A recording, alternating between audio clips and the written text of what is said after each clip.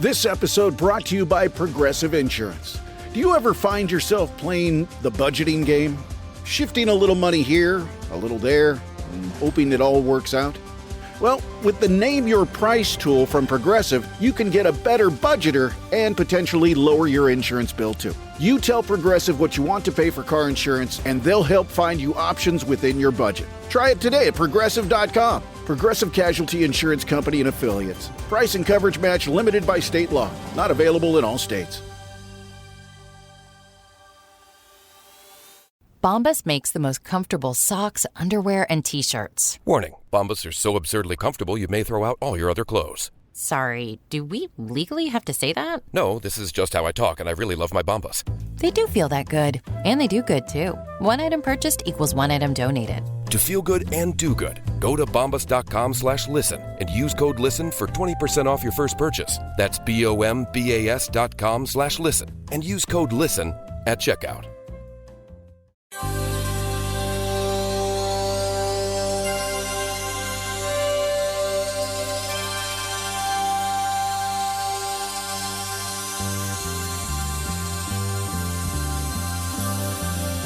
It's the Bob and Tom Show.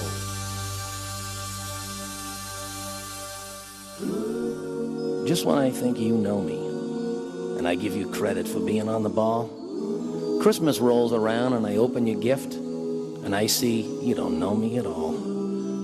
So if you don't listen to anything else that I have to say all year long, pay close attention to this, because this is my real holiday wish. Stop giving me useless crap for Christmas! Forget the clapper. I don't need to turn my lights off from bed. And I don't want to cheer a dog, a cheer sheep, a cheer cow, or a cheer head. And don't get some movie on video that's been marked down to $3.99. You wouldn't watch this piece of junk. Why do you think I want to waste my time? Now here's something that cuts me to the bone. You order a subscription to Sports Illustrated, you keep the magazine and give me the stupid football phone. And I don't need ads of steel, buns of steel, Richard Simmons deal-a-meal, or absolutely anything made by Ron Popeil. Stop giving me useless crap for Christmas. Stop giving me crap for Christmas. Useless crap. Stop giving me crap for Christmas. I don't need a radar detector, a compass, or a dashboard Jesus, or my intestines bound up by a box of Hickory Farm cheeses.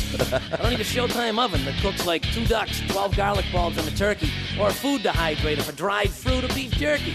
And please, no wall-mounted or countertop spice rack, or the ab roller, ab slide, ab rocker, ab dolly, or the torso track. No calendars featuring supermodel bimbos or babies in hats, and no Christmas music by the Jingle Dogs or the Jingle Cats. And ask me my size.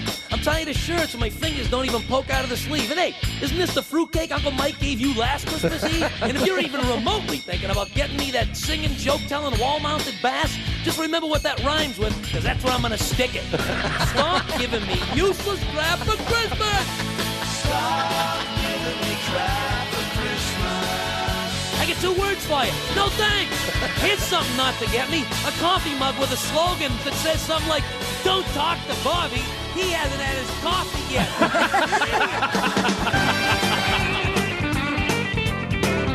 The fabulous Bobby Gala. Yeah. Stop giving me that stuff for Christmas. That doesn't, that accent doesn't lend itself to Merry Christmas. Merry Christmas. It's the Bob and Tom Show. Christy Lee at the Silac News Desk. Hello. There's Pat Godwin. Hey, Chick. Well, there's Josh Arnold. Chick. Ace Cosby's here. Hey. I'm Chick McGee. Don't ask me about the shoe-in. My goodness, what a weekend. Got my baby maker knocked in the dirt. Oh, sorry to hear that. Woo! I am sorry. Here's Tom. We'll catch up with what happened in the NFL. The good news is your boys did win, I understand. Yeah, they tried to stretch the clock out for him, but Washington won, yeah. Okay, well, that should keep you in a good mood. Everybody else have a good weekend? Yes, sir. How about you? Any more Christmas Went events? to Chicago, had a great time. Saw one I can never remember that kid's name. Oh, right, the comedian. Yeah, that was in here. John Marco, was it that? Gianmarco Soresi. That was in. Oh, he's great. He was wonderful. He was so funny. Great time. Thanks to Zanies in Chicago. We had a wonderful evening. Yeah. I highly recommend him. Girls like it? Oh, yeah. Good. Yeah.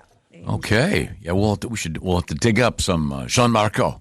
He is just so unique and funny and Would it be okay natural. if one of the girls married to stand up? Would that be all right? Who am I to judge? That's what I thought. I got a pretty know. long list of eligible comedians. Really? They're all eligible, I think. Do you think is a comedian better than a musician? They're both bad. Yeah.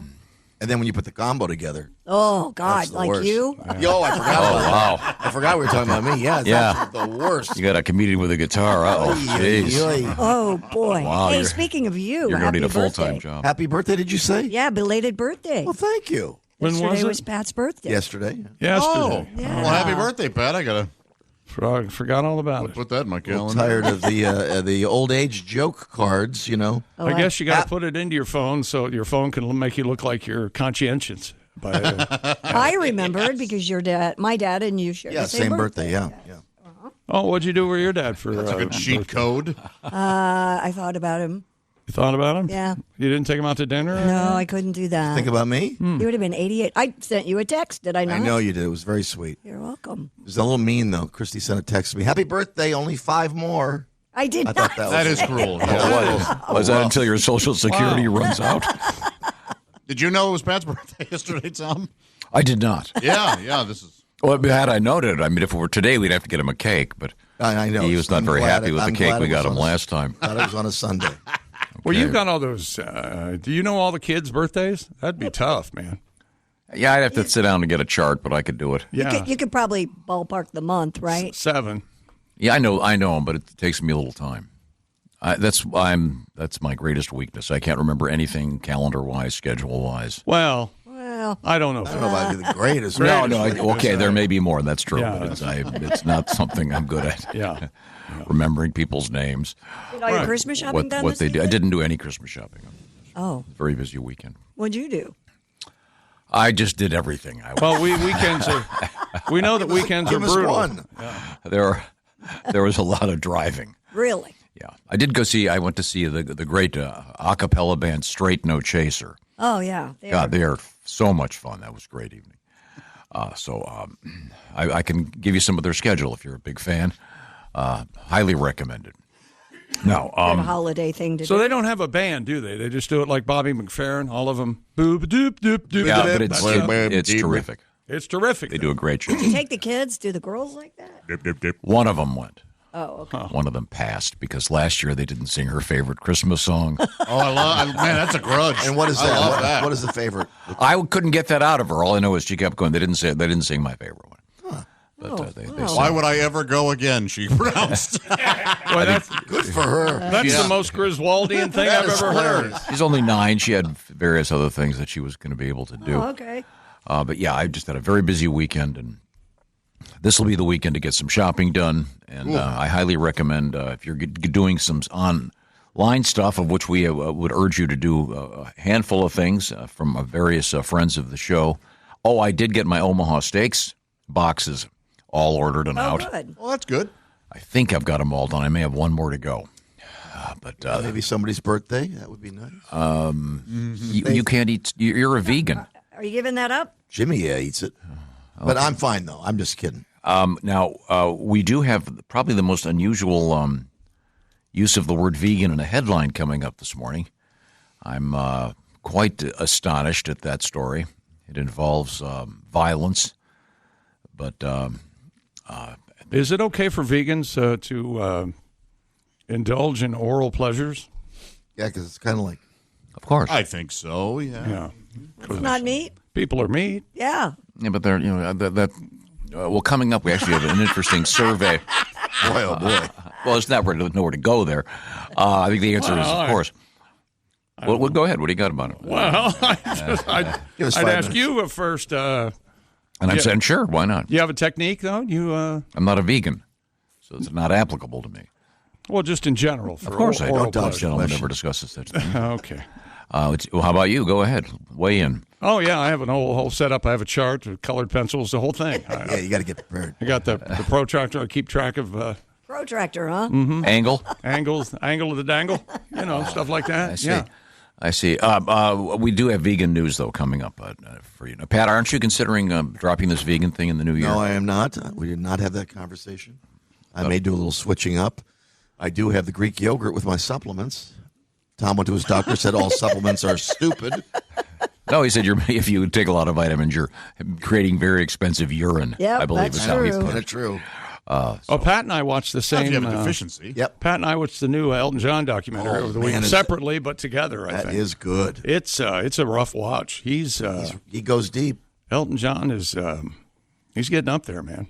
He can still play. Those fat little fingers can really play. Was there any joy in that keyboard. documentary? That was the problem I had with that Rocket Man movie. It was like there's not 1 ounce of happiness. You know yeah, what? I didn't like Other that. than he brings his kids out at the last show at Dodger Stadium, and that was really nice. But yeah, it's it's a dark story. How much different is it from Tantrums and Tiaras, whatever that's called? It's quite a bit different. He goes into his past and.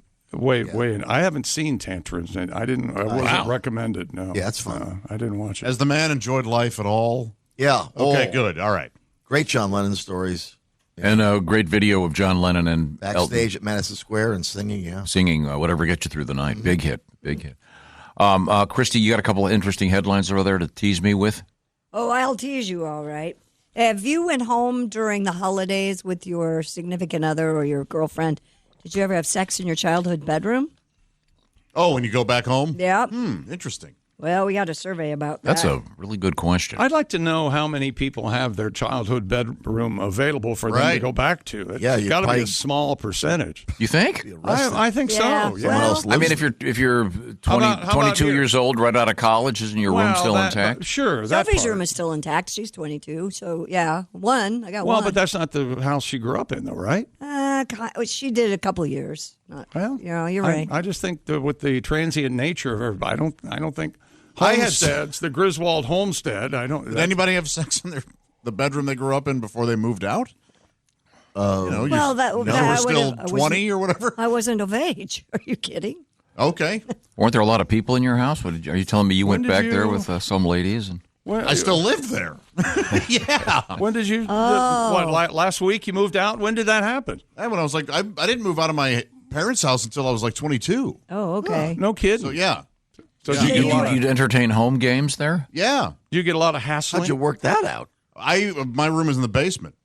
Oh, that is good. Yeah. So it was a little easier. Did you yell up the stairs, "Hey, Ma, where's that meatloaf?" No. Did you put a tie in the door or something? I did not have a door. I didn't have a door into my room, so we were just careful. Huh. It was late at night usually. So did voices carry? Noises? We had to do our best. All right. Yeah. Was there any muffling with a sock or a T-shirt? No. I always assumed that put this in your mouth. Some careful muffling could easily turn into strangling. Yeah. Okay, good. Suffocation. Right now, I hope you have a door on your house. Just one way to keep your home safe. Another way is, of course, Simply Safe, and Simply Safe. Let me tell you all about it, Tom. Simply Safe is the do-it-yourself, if you'd like, home security system. And now, for Bob and Tom listeners, it's Simply Safe extending its massive Black Friday offer. Get 50% off a new Simply Safe security system. It's the home security I trust for the good old compound. I've been using it for about 10 years now. Simply Safe brings you peace of mind 24/7 and 50% off today just by visiting SimplySafeTom.com. It's your last chance to protect your home at Simply Safe's lowest prices of the year. Simply Safe has a new way to protect your home that stops intruders before they can break in. Old school systems only take action once somebody's already in your house. Yeah, that's too late. Simply Safe's Active Guard outdoor protection changes the game by preventing crime like break-ins, package thefts, vandalism before it even happens. The Active Guard agents can see anyone lurking or acting suspicious in real time, talk to them directly, set off your spotlights, even call the police before they can break in. No long-term contracts, no cancellation fees, all for around $1 a day. Simply Safe extending their massive Black Friday deal for Bob and Tom listeners this week only. Get 50% off any new system with a select professional monitoring plan It's your last chance to claim their best offer of the year. Just head to simplysafetom.com. That's simplysafetom.com. There's no safe like Simply Safe. Coming up, an unusual story involving O.J. Simpson's porno collection. It's porn. Porno. Porn, sir. Porno. This will be an unusual story. Yeah. We'll see. This is the Bob and Tom Show. This episode brought to you by Progressive Insurance. Do you ever find yourself playing the budgeting game? Shifting a little money here, a little there, and hoping it all works out? Well, with the Name Your Price tool from Progressive, you can get a better budgeter and potentially lower your insurance bill too. You tell Progressive what you want to pay for car insurance, and they'll help find you options within your budget. Try it today at Progressive.com. Progressive Casualty Insurance Company and Affiliates. Price and coverage match limited by state law. Not available in all states.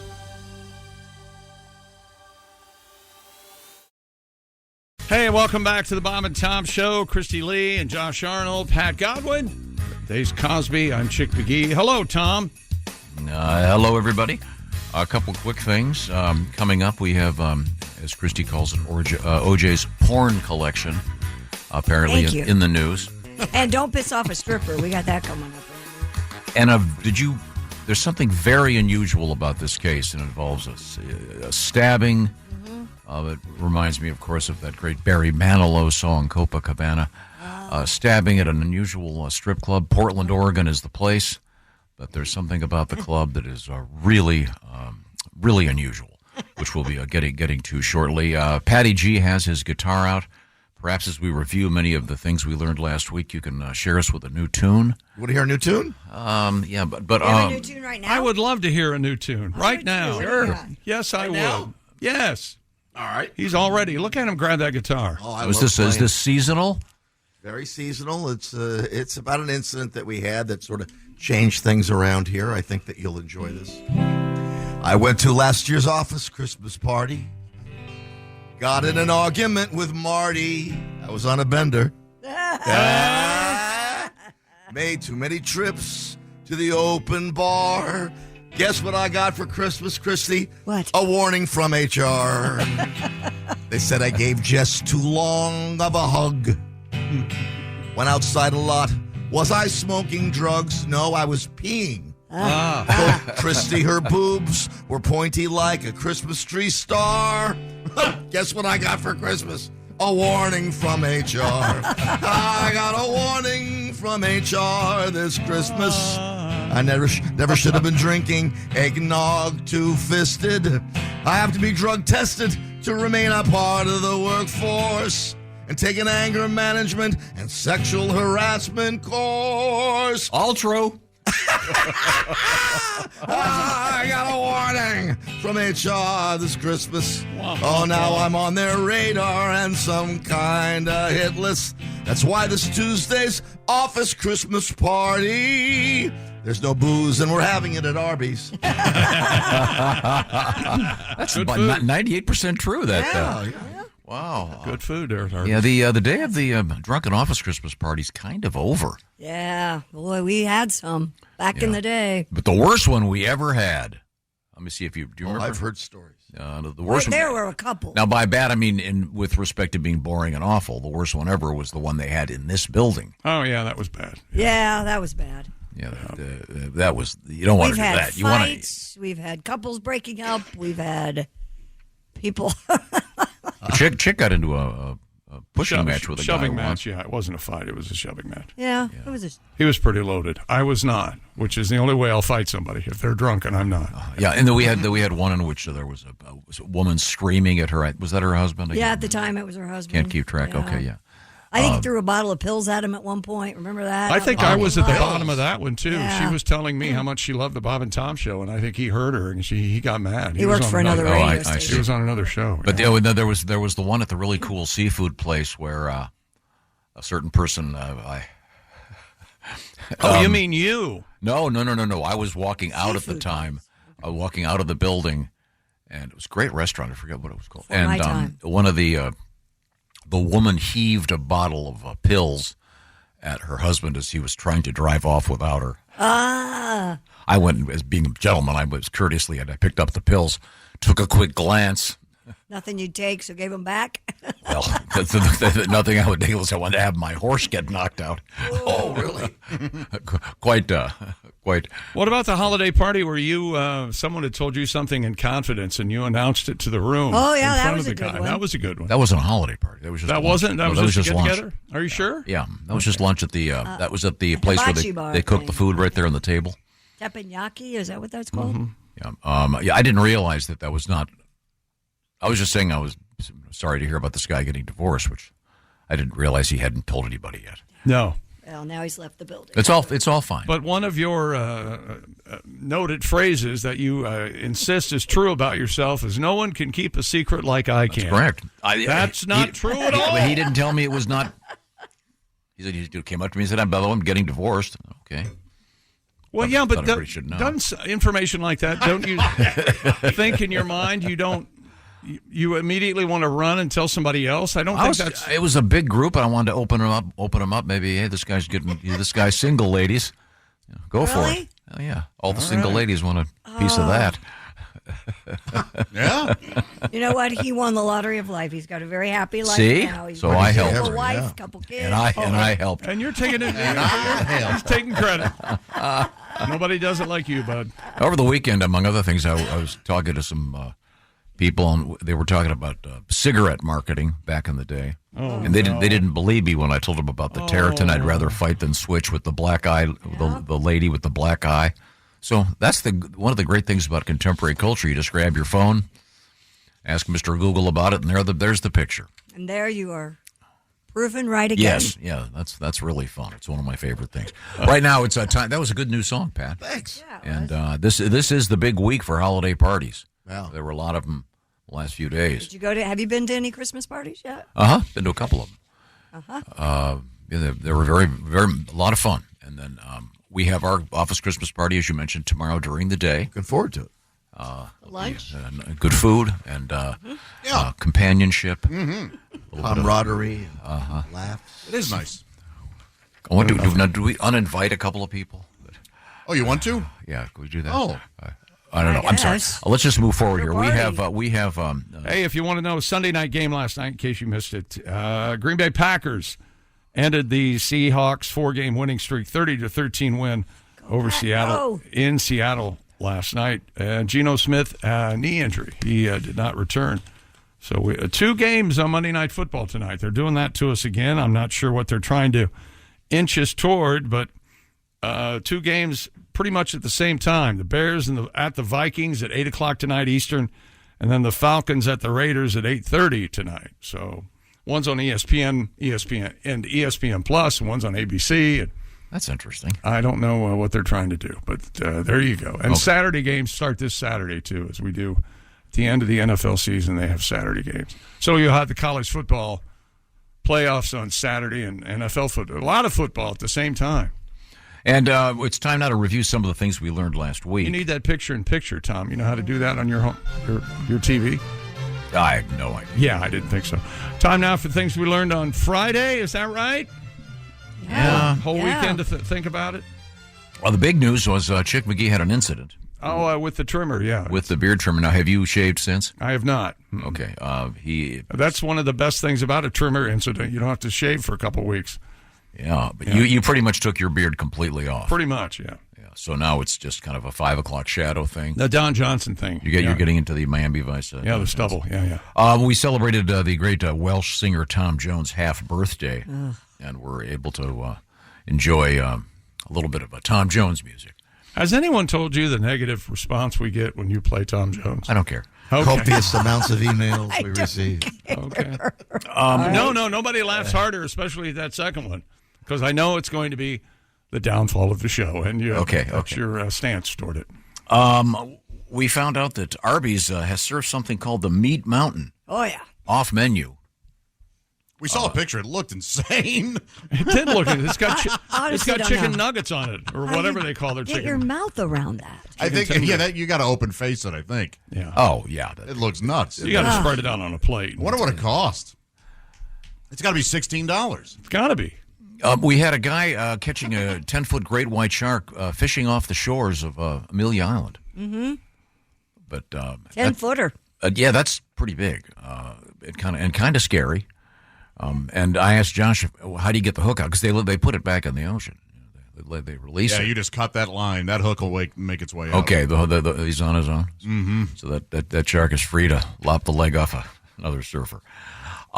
This is interesting, Christy. Well, we found out that according to a recent survey, single ladies are happier than single men, when just the opposite sort of is the assumption. Yeah. But the assumption is so strong. I doubt that survey. Something's off there. I think really? Yes.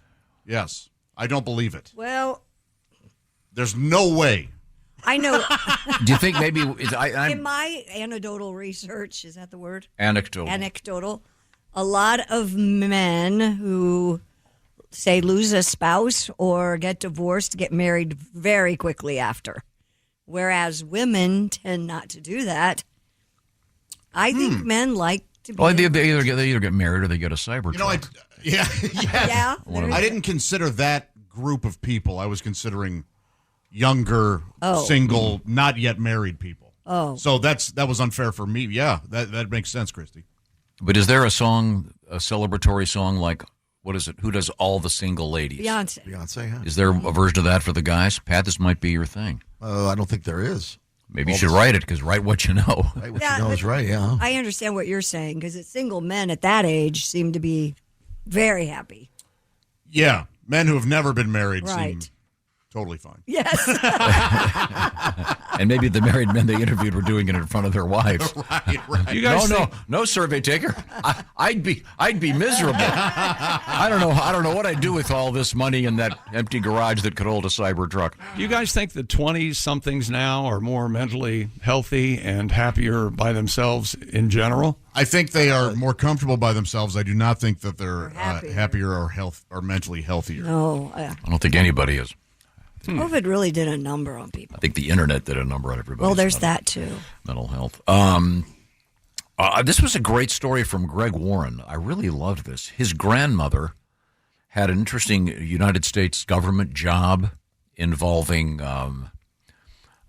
spy maps and all kinds of Department of Defense. Yeah, Department of Defense, and she would bring them home and use them to wrap Christmas presents. So as he would, open up his present from his grandma, the envelope with the $5 bill and the nice sweater, he would see the bombing sites near Moscow that we were going to use to take out the nuclear facilities. Very interesting.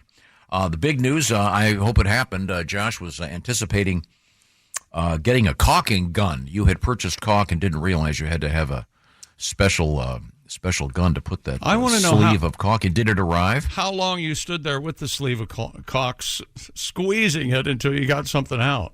Not that long, but it just wasn't coming out in like a good way. And I couldn't get it. And I was like, oh, wait a sec. I couldn't get into my chimney. See, the caulk comes with these cartridges. It slips into a little, they call it a caulking gun. And you didn't have it, of course. No, I didn't have the caulking gun. Well, because in the state, there's a 3-day waiting period. That's exactly right. Yeah, I got it, and it's terrific. Background check, and they found out you were able to handle a caulking gun. So I was able to be in odd angles and get it, yeah. Oh, good. Yeah. So you got it all done? Yeah. Is the chimney good now? Uh-huh. Can you do a fire yet, or does it have to dry for a while? No, you do a fire immediately. It helps cure the caulk. All right. Big news coming up. We didn't talk about this yet, but coffee prices are about to skyrocket. Is that right? Across the board. Why?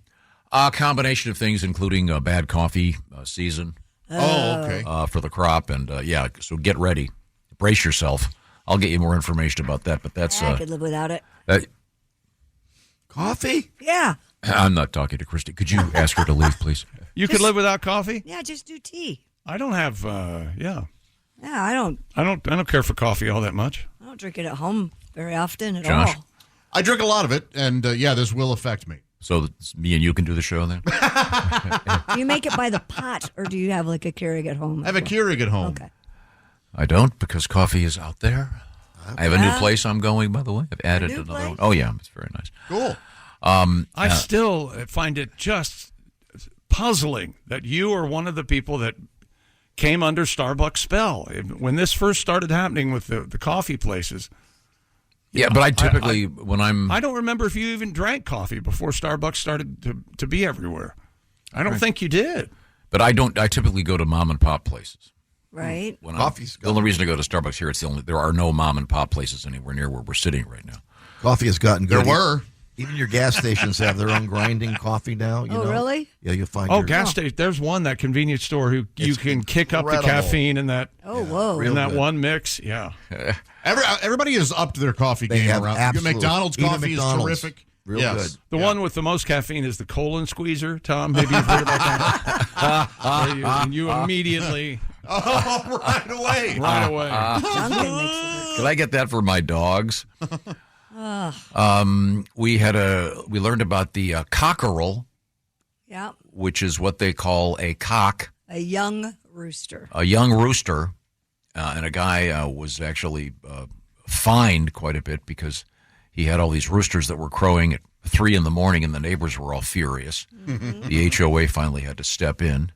I think Do they have HOAs in London? Probably, I guess. they have them everywhere, sure. Yeah, I wonder what they call them, though. There's something. Yeah, They don't pronounce the H. the ombudsman's neighborhood. Something right. like that.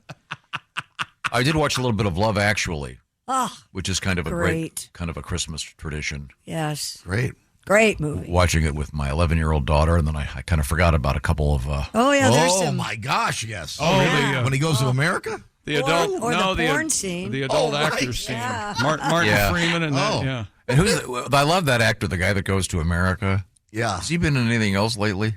I don't think He so, is Josh, like has he? a major star in England. Okay. He's been I don't know in who it is. bunches I saw of stuff. I saw that movie in the theater and went, I didn't care for that very much. And now I'm going to have to watch. I contend that's one of the most overrated movies, and so I need to watch it this week and decide if I've changed my mind. Really? You know, Yeah. there are some excellent little vignettes and scenes in it. It's just not the guy 100. who wrote and directed it, I was a big fan of, and then I went, this is the worst thing he's ever made. Really? Oh, when Compared to she Notting opens Hill that- and 4 Weddings and a Funeral. She and- opens which that is Joni great. Mitchell CD. I cry like a baby. Oh, every come time. on. That is enough. No, there's got to. I'm sure it's over sentimental. And or Rowan something. Atkinson is the clerk yeah. at the What a department great store. that is. Oh, I'm sure come he on. was befuddled or whatever. Yeah, I'll have to give it another watch. That trope. Okay.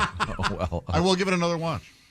I wanted to love it. okay. We had a funny story about a postal worker. I've never seen Notting Hill. Should I watch that? Yes. Yeah, that's great. Oh, Julia Really? Roberts. Okay. Is All that the right. one where she's in the bookstore? And did you? Yeah. I'm sorry. Did you ever see the sequel? Hugh Grant in Paddington 2. I've never seen It's- Paddington 2 still. Paddington 2 is great. It's I one of my just saw favorite that- movies of all time. I just saw the scene from the Nick Cage movie, The Unbearable Weight of Talent or whatever. Yeah. When they decide that the greatest movie ever made was Paddington 2. Yeah. I love it. Yeah. Really? Yeah. Oh, yeah. We told you about this when They're it in came the car out. talking about it. Oh, that's right. Oh, I love that movie. And Hugh Grant's terrific in it. I love Hugh Grant. Now, a couple of other things. We had a really funny story about a guy that works for the post office that apparently wasn't delivering all the mail. Took a credit card, allegedly, and took his mom shopping, and they've got video of him. Got to hand it to the guy. He's taking his mom out. There is something sweet about that. Yeah. You know, sure, I don't know what the circumstances were. Poor guy, probably rough times. But right now I want to tell you about rough times. Because how many days are left till Christmas, Christy? Well, today's the 16th, so 9. Okay, so you got enough time, is what I'm saying. It's a Monday. Yeah. You got time. You can still do some online stuff. This is where Steven Singer Jewelers comes in. The mall. I did go to buy the mall this weekend. Rough.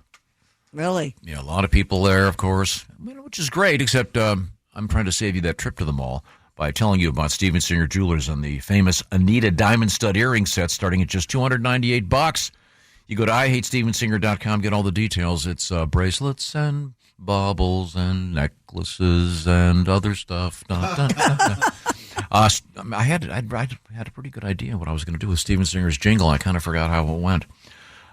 Something like bracelets and necklaces, rings for her finger. Oh. You'll find them all from our friend Steven Singer. Oh, there you go. That's nice. You'll be so happy with his guarantee, 100 days, and it's free shipping to... Wait a minute, I should end it with... I'll do this later. The point is you can trade your diamond studs anytime. Trade them up, get a bigger set.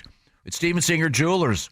He's going to honor that for you next year if you want to do it. A full 100-day, 100% money-back guarantee.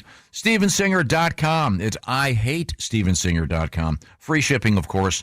And get that order in today, Monday, what is it, before 2 o'clock Eastern time. And it's out the door. And you've got your duty done. You've done the thing. It's going to be great. Steven Singer, once again, he stands behind his jewels, his jewelry, because if he stood in front of them, you couldn't see him. IHateStevenSinger.com. Coming up, we're going to catch up with the NFL with Chick McGee. Yes. And maybe make some adjustments on the shoe-in picks. This is the Bob and Tom Show. Want to put your pro football knowledge to the test? Then play Bob and Tom Pigskin Picks every week at bobandtom.com/contest. It's your chance to win a $500 gift card from Steven Singer Jewelers. This is the Bob and Tom Show. When you think about businesses that are selling through the roof, like aloe or skins, sure, you think about a great product, a cool brand, and brilliant marketing. But an often overlooked secret is actually the businesses behind the business, making selling and, for shoppers, buying simple. For millions of businesses, that business is Shopify. Nobody does selling better than Shopify. With Shop Pay, that boosts conversions up to 50%, meaning way less carts are going abandoned and way more sales happening. So if you're into growing your business, your commerce platform better be ready to sell whatever your customers are scrolling or strolling on the web, in your store, in their feed, and everywhere in between. Businesses that sell more, sell on Shopify. Upgrade your business and get the same checkout Skins uses. Sign up for your $1 per month trial period at shopify.com/Westwood1, all lowercase. Go to shopify.com/Westwood1 to upgrade your selling today. Shopify.com/Westwood1. Hey, welcome back to the Bob and Tom Show. We're all here, gearing up for the holidays. Good morning. Good morning. Hello, Tom. Greetings, Chick McGee. Notice Josh Arnold is right next door to me, sitting at the Steven Singer Jewelers sidekick chair. Hello. Christy Lee is across the way. Yeah, I am. She is at the Silac Insurance news desk. We'll be checking in with Christy as we sing Fa La La La La. Patty G's already entertained us with a brand new song. You are too tune. kind. Thank you. Are you getting yourself booked for 2025? Are you going to be out and about? My back is so good right now. It's a pleasure being on stage. There's no pain. It's a great time to be alive. I'm going out big time 2025. All right. Not even joking. World's going to see Pat. Oh, boy, I'll be out there. Hot dog. All right. I got to have a kid to send to college, so I'm going to be out there a lot. Okay, well, good. We'll Jimmy's certainly look going to forward college, you think? I don't know. What grade? What grade's he in now? He's in the 8th grade. Okay. All right. He's going to high school next year. That's crazy. Wow. Isn't that crazy? Not too Hard to believe. Now, we'll check in the sporting scene over there with Chick McGee. What's going on? Sunday night game, Jordan Love. They call him the Love Boat. Mm-hmm. No, they don't. They don't call him the Love. They should. He throws 2 touchdown passes to Romeo Doubs, and the Green Bay Packers end Seattle's 4-game winning streak, 30-13 in Seattle. Seahawks lost quarterback Geno Smith to a knee injury. Josh Jacobs ran for 94 yards and a touchdown for the Packers. They've won 8-10. Jacobs, 136 yards from scrimmage. Brandon McManus kicked 3 field goals. And the big game of the day yesterday, more or less, Josh Allen. A lot of people said it was the preview of the Super Bowl. The Bills and the Lions in Detroit. Josh Allen ran for 2 scores in the first quarter and throws for 2 touchdown passes in the second half. The Bills win 48-42 over the Detroit Lions. The AFC East champion Bills have won 8 of 9 games. And according to Scoreagami, are you aware of Scoreagami, Tom? No. It's some sort of online site. It's on. I thought they folded. Twitter. Funny. Bravo. It's I know they're on Twitter. I'm not sure if they're on Instagram or not. I can't imagine they wouldn't be. They keep track of NFL final scores, and the 48-42 final score in the NFL had never happened before yesterday. Weird. Wow. All these, and I think they have over 1,050 different distinct scores. See, this is the kind of thing he loves. Look at him. He's fascinated. 1,050 different and distinctive scores over the years, and they keep track. It's kind of interesting just because none of us batted an eye when you said 48-42. Yeah. Like, oh, okay, yeah, All right. whatever. Yeah. The Scoreagami, This is cool. It's like when they discover a new prime number. And you go, why? Never really had a chance to use that one. That's, okay. Although it's actually the current level of wealth of both Elon and yeah, handful of others. Hey, well, you know that number of billions is a prime number. I mean, Here we go. Buffalo, 48-42 over Detroit, the 1,090th unique final score in NFL history. There you go. Of course, they have 17-10 all the time. You know, scores like that. That's really interesting. Is it really? I think so. Now that's really interesting. I find it really interesting that you think this is really interesting. Yeah, that's interesting. How'd they get that score? What do you mean? They scored touchdowns and field goals and all sorts of stuff? What are you talking about? But 48 and 42 aren't really unusual numbers, are they, in a football game? Well, evidently they are because when they're together, they are. Clearly. Unique. Okay. Yeah, there you go. I enjoyed it. Thank you for doing that story. I think, boy. Does Scorigami also do this for other sports? As far as I know, just the football.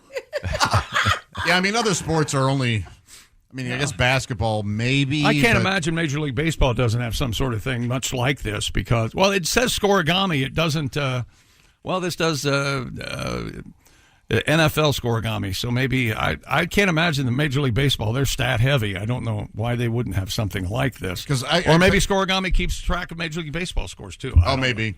But there can't be that many rare baseball scores unless we're talking, 61-5. Right. But that would never get. Yeah. Right. But lately, you'll notice if you listen to any play-by-plays, these guys are obviously handed.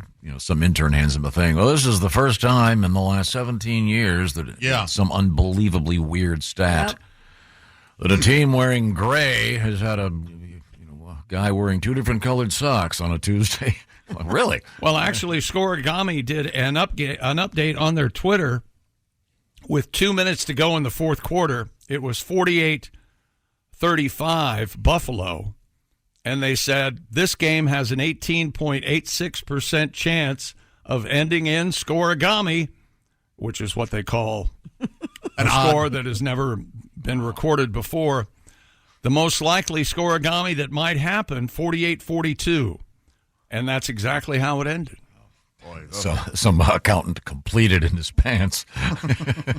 Yeah, well, that's why you're making fun of yourself. You find this fascinating. I do. Boy, poor Scorigami. The 10 people that worked there were like, oh man, no one can do this. Yeah, that's now it's just a closet with an AI in it. Yeah, because man, good job, everybody. I don't know. There's no. How are they going to? A computer can't replace that. Well, actually, yeah, maybe it can. That's got to be follow us on Twitter. Hell of a Christmas party. Yeah. I'm not expecting you to know this.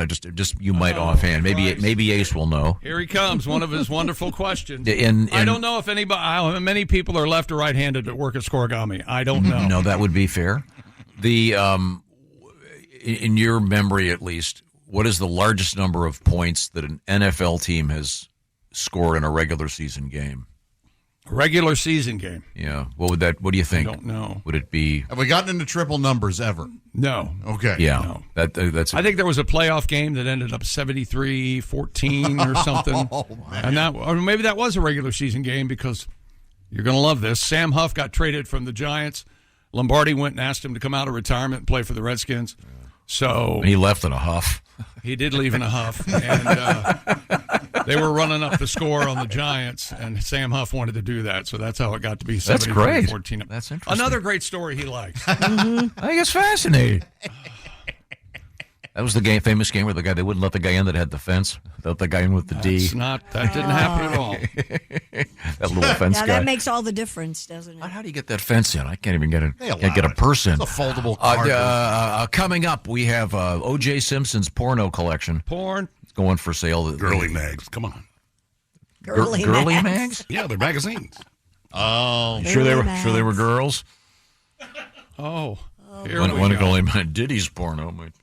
We're coming right back. This is the Bob and Tom Show. This is the Bob and Tom Show. Text us at 888-262-8661. More Bob and Tom next. Are your ulcerative colitis symptoms proving difficult to manage?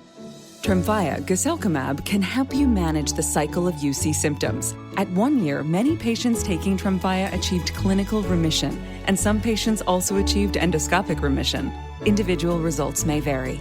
Tremfya is a prescription medicine used to treat adults with moderately to severely active ulcerative colitis.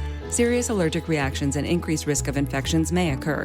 Before treatment, your doctor should check you for infections and TB.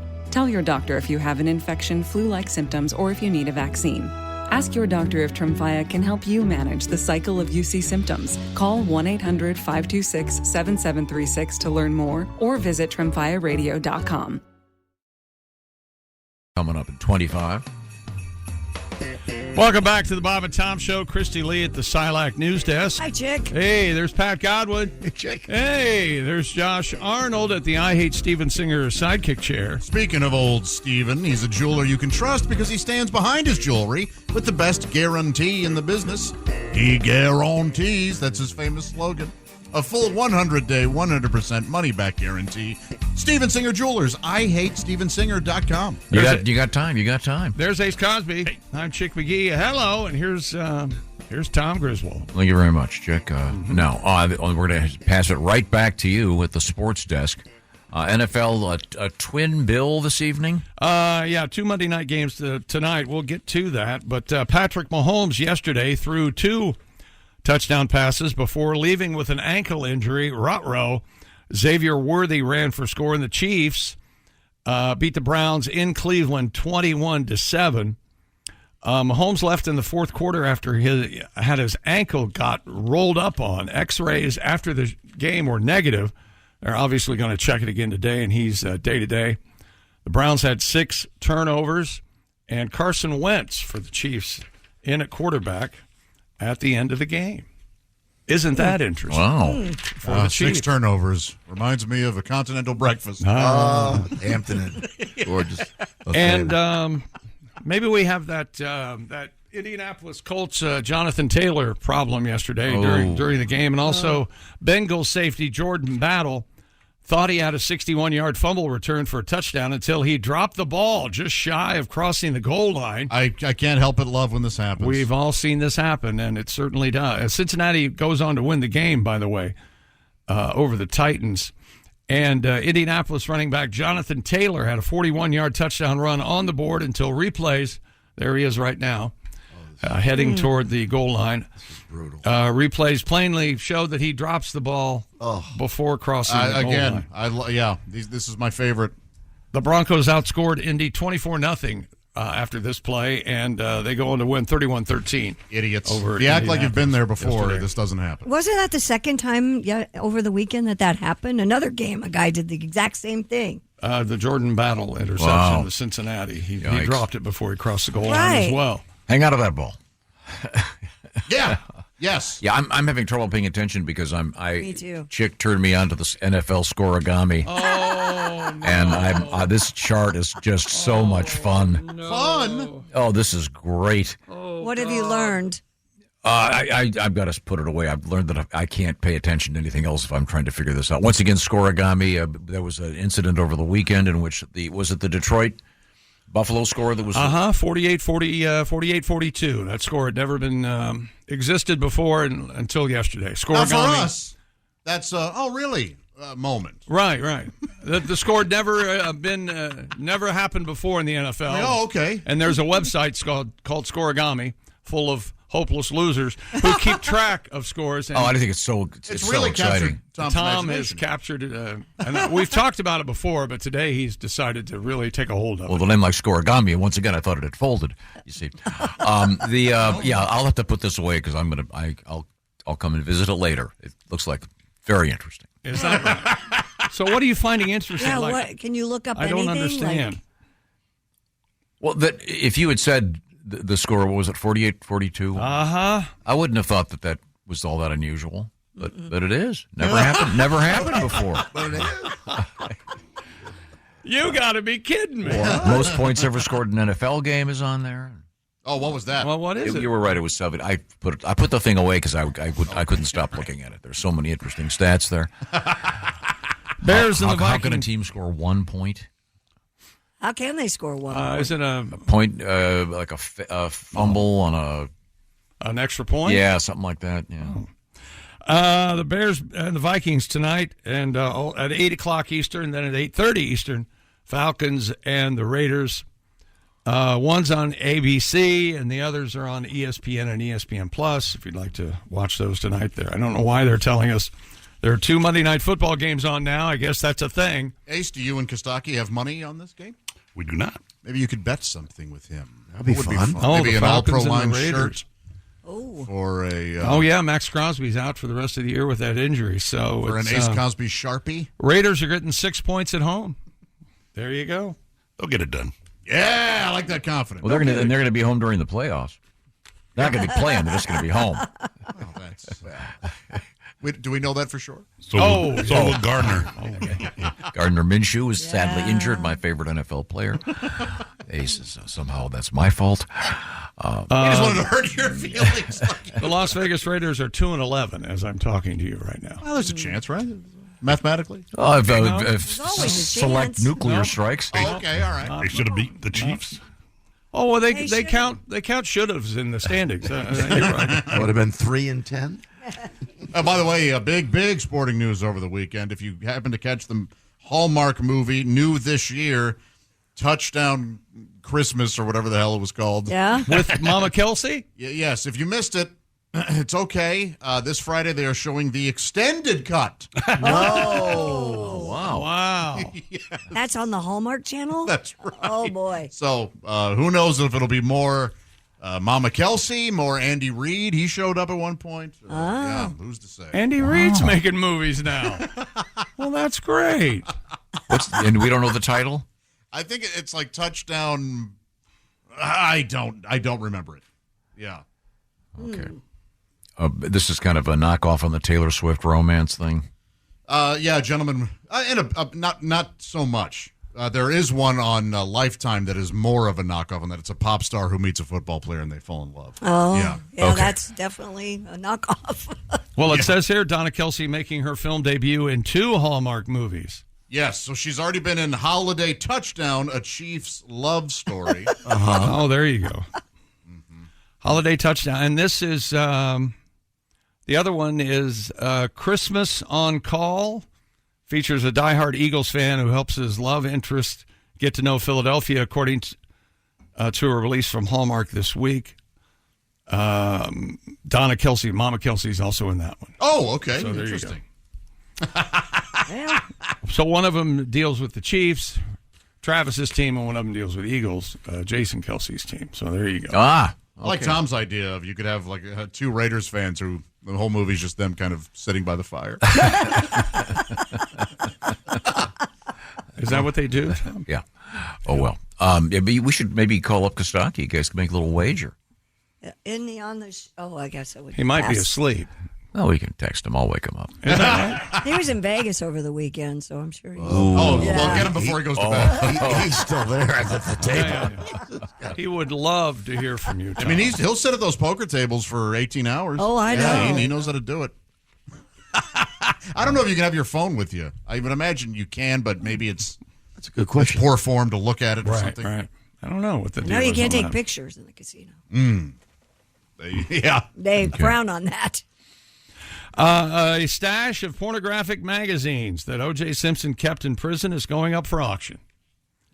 Malcolm Laverne is Simpson's longtime attorney and executor of his estate. He told TMZ that the porn stash is from the late athlete's stint in the Nevada State Prison. The attorney says he may put Mr. Simpson's Magnum condoms on the auction block as well. Of course.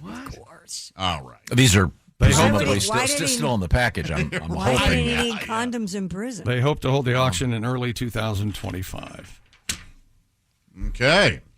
I assume they issue condoms in prison for do? health purposes, not for pregnancy prevention. Right. That'd be a story. Do they? I'm sure. I would hope so. Okay. Look, You I can don't get think- STDs from another guy. know, Guy but- on guy can get. I mean, Yeah, you can't keep. there are other illnesses I could mention where that was they essentially invented. Yeah, I mean, Yeah. I just think it's interesting that they allowed OJ to have porno magazines in prison. It's just nice to know that he didn't just get off on the murder charges. Do you have any titles of those magazines? Yeah, I was wondering the same. It's got to be blonde. I think I saw a penthouse, which would okay. saw a picture of us. The stack. What was the poem that Johnny Cochran did? If he jerked, the porno worked. That's exactly right. Okay. Well, maybe that's where they got the DNA evidence. Off the pages. After all these years, yeah.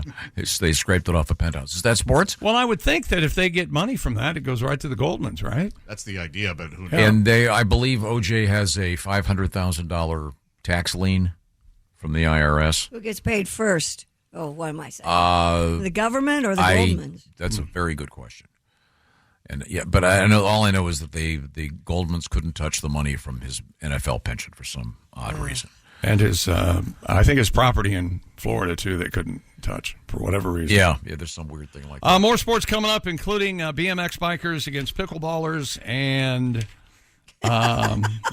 he's one of Tom's stories. An overdue library book is exciting. Okay. So and it involves sports. Yeah, there you go. And it involves helping kids read. Yeah, it's kind of positive spin. In the abstract, yes. And I did spend some time this weekend working on my Omaha Steaks gifting. Shipped off a whole bunch of boxes of Omaha Steaks. You went online. Well, no, you probably didn't go online. You had somebody go online for you. You'd be amazed. I had some downtime, so I did it myself. Well, you saved a lot of money with the deal they have going on right now. 50% off site-wide, Tom. You got half off everything that you ordered. Unbelievable. Plus, did you put in that promo code? Of course. It's BTS. That's exactly right. I know that. Yes, BTS is the promo code you put in to get an extra $30 off. They have 5 generations of experience. Omaha Steaks consistently delivers the world's best steak and the best hot dogs. I mean, we cannot talk about these enough. They are the finest. They call them Jumbo Franks because to call them a hot dog really isn't to do them justice. They're the best you'll ever have. And the gifting experts at Omaha Steaks, they've included some of those in their thoughtfully curated gift packages they've put together to make it so easy for you to deliver gourmet favorites to all your friends and family. Legendary steaks, mouth-watering desserts, and so much more. That's what you could bet, Ace, because I bet Kostaki's getting one of these Omaha Steaks packages.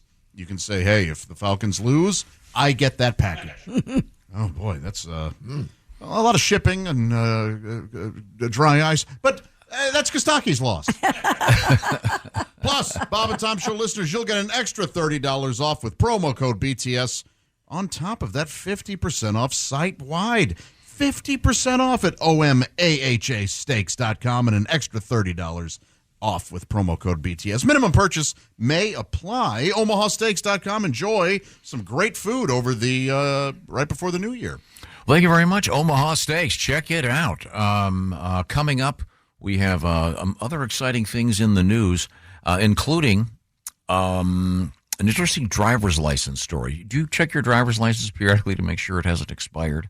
I don't, no. But maybe I should. You ever done one of those moves where you get at the airport and look at it and, uh-oh. No. They always notice, though. I see them remind people all the time. And have we finally arrived at the time when you need to have the star on your driver's license? I don't know the answer to that. That I don't just know. around the Next corner? year. Is it next year? Okay, I'll get a hard date on that for you coming up. And I was thinking about my OJ poem. He's your cellmate, so lubricate. That's that good? Too many words. Okay. This is the Bob and Tom Show. This episode is brought to you by Prime Video. In the small town of Holland, Michigan, nothing is ever what it seems.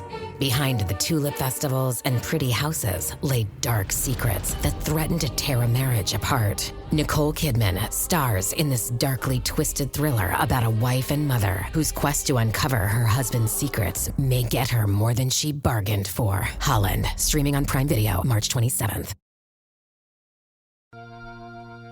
Hey, welcome back to the Bob and Tom Show. There's Christy Lee and Josh Arnold, Ace Cosby, Pat Godwin.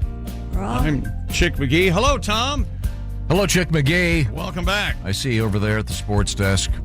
And we could make a little mini movie of just 10 seconds before we come back from these breaks. Yeah. And things that are said. And what gets blurted out just a millisecond before these microphones open up. Yeah. Of course, it'd be the last thing we ever did professionally. But, yeah, I don't know why I asked this question, but the answer is as follows. beginning May 7th, 2025, you were correct, Ace, you will no longer be able to use a non-compliant driver's license to board a domestic flight. You need to have the... What month, May? May 7th. Yeah, you need to have... each state has a different set of requirements on what you need. A legal state ID, or you can use a passport. But if your driver's license from whatever state you're in, they put a star on it, right, yep, or something? They do. Yeah, and I remember I did this in 3 trips to the DMV, and I finally got it. Oh, I thought they just put that on mine because I'm a star.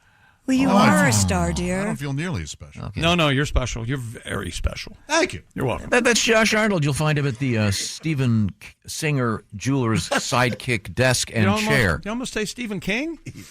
Top of mind? What's that'd going be- on? Yeah. I'm a fan. Yeah. Welcome to Stephen King Jewelers. Sometimes dead is better. Oh, yeah. You're going to get a haunted piece of jewelry if you buy a Stephen King jewelry. Oh, yeah. Oh, yeah. Wow.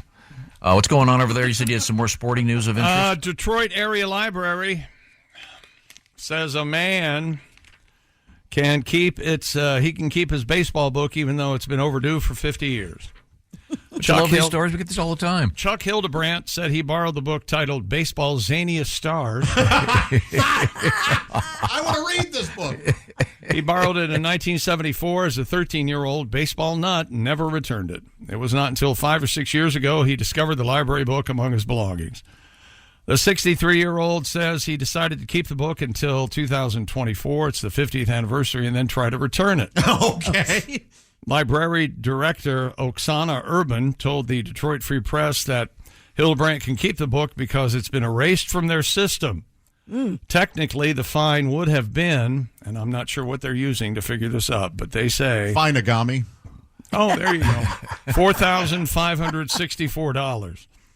Hildebrandt's trying to raise the amount for the nonprofit literacy group Reading is Fundamental. Oh, that's really nice. So he wants to make a donation now of that amount. So that's kind of a fun story. We get these every once in a while. They'll find a book that is overdue by 110 years to some library in Massachusetts, and the fine is cool. $50,000. I'm going to look that. I'm going to give to that. I'm going to look that guy. Would you forgive him, or would you?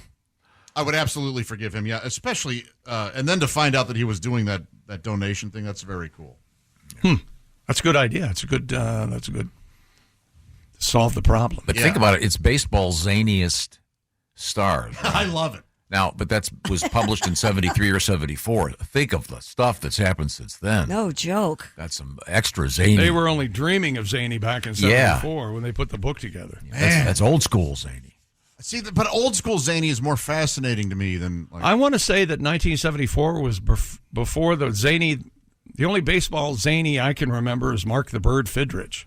And what was he so zany? He would talk to the ball. He would talk and manicure the pitcher's mound, and he had crazy hair coming out of his hat and all sorts of stuff. He was on the cover of a bunch of magazines. Like in the 80s, and it's like, what are we? Boy, that Dwight Gooden sure was zany. He could snort 3 pounds ago. What year was the LSD pitching thing? Doc Ellis? Yeah, the Doc Ellis. Oh, I don't know. It's got to be... Pirates in the World Series, so that's got to be 69, maybe, or 79 was We Are Family, I think. But I don't know if Doc Ellis was on that team. He must have been. Yeah. So why don't you look that up? No, I can't. I was just asking. Wasn't there a baseball player that dated Madonna for a while? Canseco. Yeah. Jose Canseco. He was kind of crazy. He was zany. He shot a wild one. He shot his thumb off at the kitchen table. He's cleaning his gun. Remember that? That's zany. Yeah, and then he was doing Bigfoot hunts, wasn't he? Oh, yeah, that's right. Not long ago. Yeah. He was. And he was. You could sign up and you could go on a Bigfoot hunt with him. Mm-hmm. I haven't seen a follow up, so I'm assuming they didn't find one. Yeah, but like now with Bigfoot, do you catch it and keep it, or do you catch and release? Catch and release? Is that what Yeah, you're not going to That's keep right. that. Yeah, especially if they're small. You want them to go. You want them to grow. I know Harry and the Hendersons. They don't fit in your house very well. Man, I love Harry and the Hendersons. Who doesn't? A charming film. Very, very charming. Yes. Boy, this Baseball Zaniest Stars from 1974, the cover is it's just a guy. Oh, it's didn't Leo DeRocher have a bird under his baseball cap, and was it DeRocher or some manager? Amazing. On opening day, and Casey he lifted, Stengel, maybe might have been Stengel. See, that's the thing. You're going to get hat off, and Old Licorice Whip Wilson once brought a yo-yo onto the field. Threw the ball with his foot. Like we wouldn't bat an eye at all. Yeah. Old Jimmy Hershaway once hit 4 foul balls in a row. Yeah, we can't. Now that's zany. Now, I wonder, the Doc Ellis thing, this says it was 12 June 1970. Okay. All right. So- I thought they were the 68, 69 along in there. They were pretty good, too. Doc Ellis threw a no-hitter on that date. It later stated he accomplished the feat under the influence of LSD. He was the starting pitcher for the National League in the All-Star Game in 71. See, Mom. See, Dad. You see what you can accomplish when you're on the... And you grounded me. You said drugs are bad. Yeah, some hippie kid trying to make that case to... See what you did? You don't get it. Jerry Garcia was catching. He's from the Dominican Republic.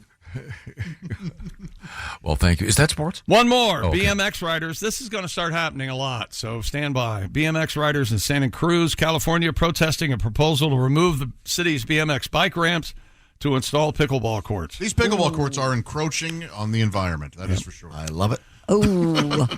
They took over the basketball courts at my gym. They did indeed. Yep. And they're packed from the moment they I opened. bet so. The city's Parks and Recreation Department is Santa Cruz currently looking for spaces to answer the demand for pickleball amid the sport's gaining popularity. Tony Elliott, Santa Cruz's director of Parks and Rec, called a meeting to gather community feedback about the possibility of replacing the city's BMX ramps with their first pickleball courts.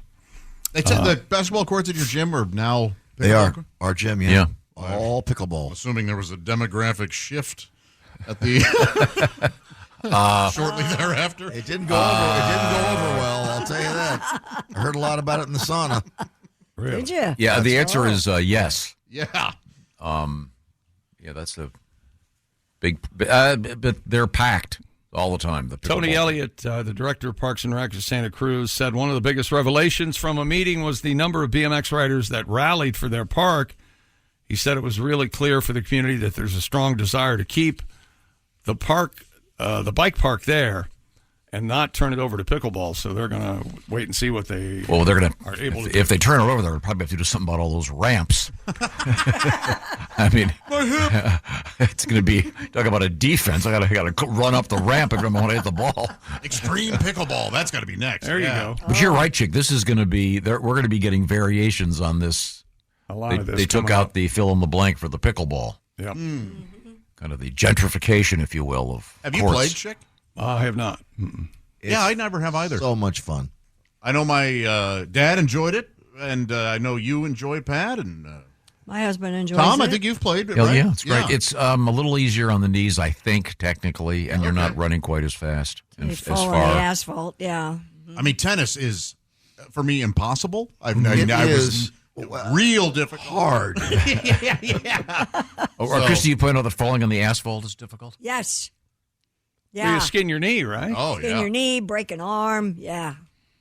It'd be interesting to talk to an orthopedic surgeon and find out what the newest injuries are that because of the popularity of if there's a particular pickleball Shoulders, injury, the way wrists, in the world Yeah. of skiing when they brought snowboarding, it changed the nature of the injuries. Unfortunately, most of the snowboarders lived. But sorry. Pickleball elbow is very. Yeah, exactly. Yeah, but the thing is, the trade-off is older people getting some much-needed yeah. exercise. So, I mean... And that's also you can socialize because you're much closer. You can talk. Oh, yeah, that's cool. And a lot of people put pickleball courts on their driveway, which is why I bring up the asphalt thing, because it's easy to do. You can just mark it out. I've got a net in my garage. We wheel it out. Yeah. Fun. Is that right? Yeah. I mean, if it's a 20th of the exercise that tennis is, it's good exercise. It's very. You take good, that. You take that painter's tape, that blue. What's that called? That the stuff. I'm Yeah, I talking- know what and you're talking about. You lay the court out. Yep. Oh, fun. Well, I'll have you over, Josh. I definitely play, yeah. Okay. Yeah. Well, I know the girls will all giggle. the girls will take you on. Yeah, they'll kick my Oh, butt. and they'll do nothing. They'll spike it. And, I bet they're ruthless, yeah. yeah. Okay. They'd enjoy that. Hit you in the teeth with the ball and laugh.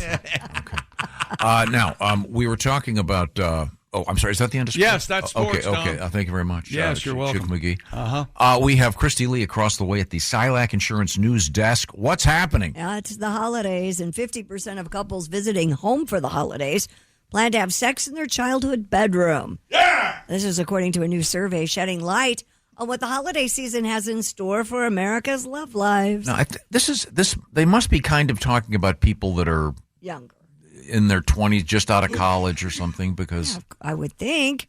did you Josh, when you were in school, did you have a dorm and everything? No, I commuted, so I lived at home while I went to college, and yes, I would bring girls back, and for the most, I only got caught once, and I got caught the morning after. My mom came downstairs where my room was and saw my date and I. Naked in bed? Not just that, but surrounded by beer cans. So what was she most upset about, Brett? See, because your room was in the basement? Yes, yeah. That sounds like that was really something. She didn't talk to me. My dad let me know, your mother's not too happy about what she saw. Did they go into any detail? Was it the beer? Was it my mom didn't care for this young lady because she had a tattoo. And please tell me it was in a really interesting place that you shouldn't have seen.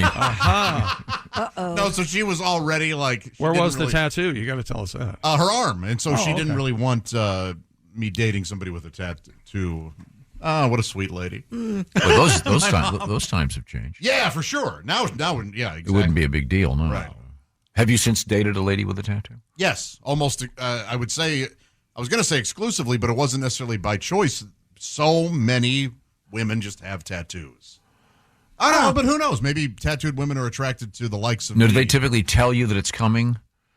The tattoo. I mean, like if you're in the process of having a romantic encounter, will they say, "Oh, by the way, don't be too surprised"? No. I have a political statement on my boobs. Right. No. Boy, you went all in on Gore.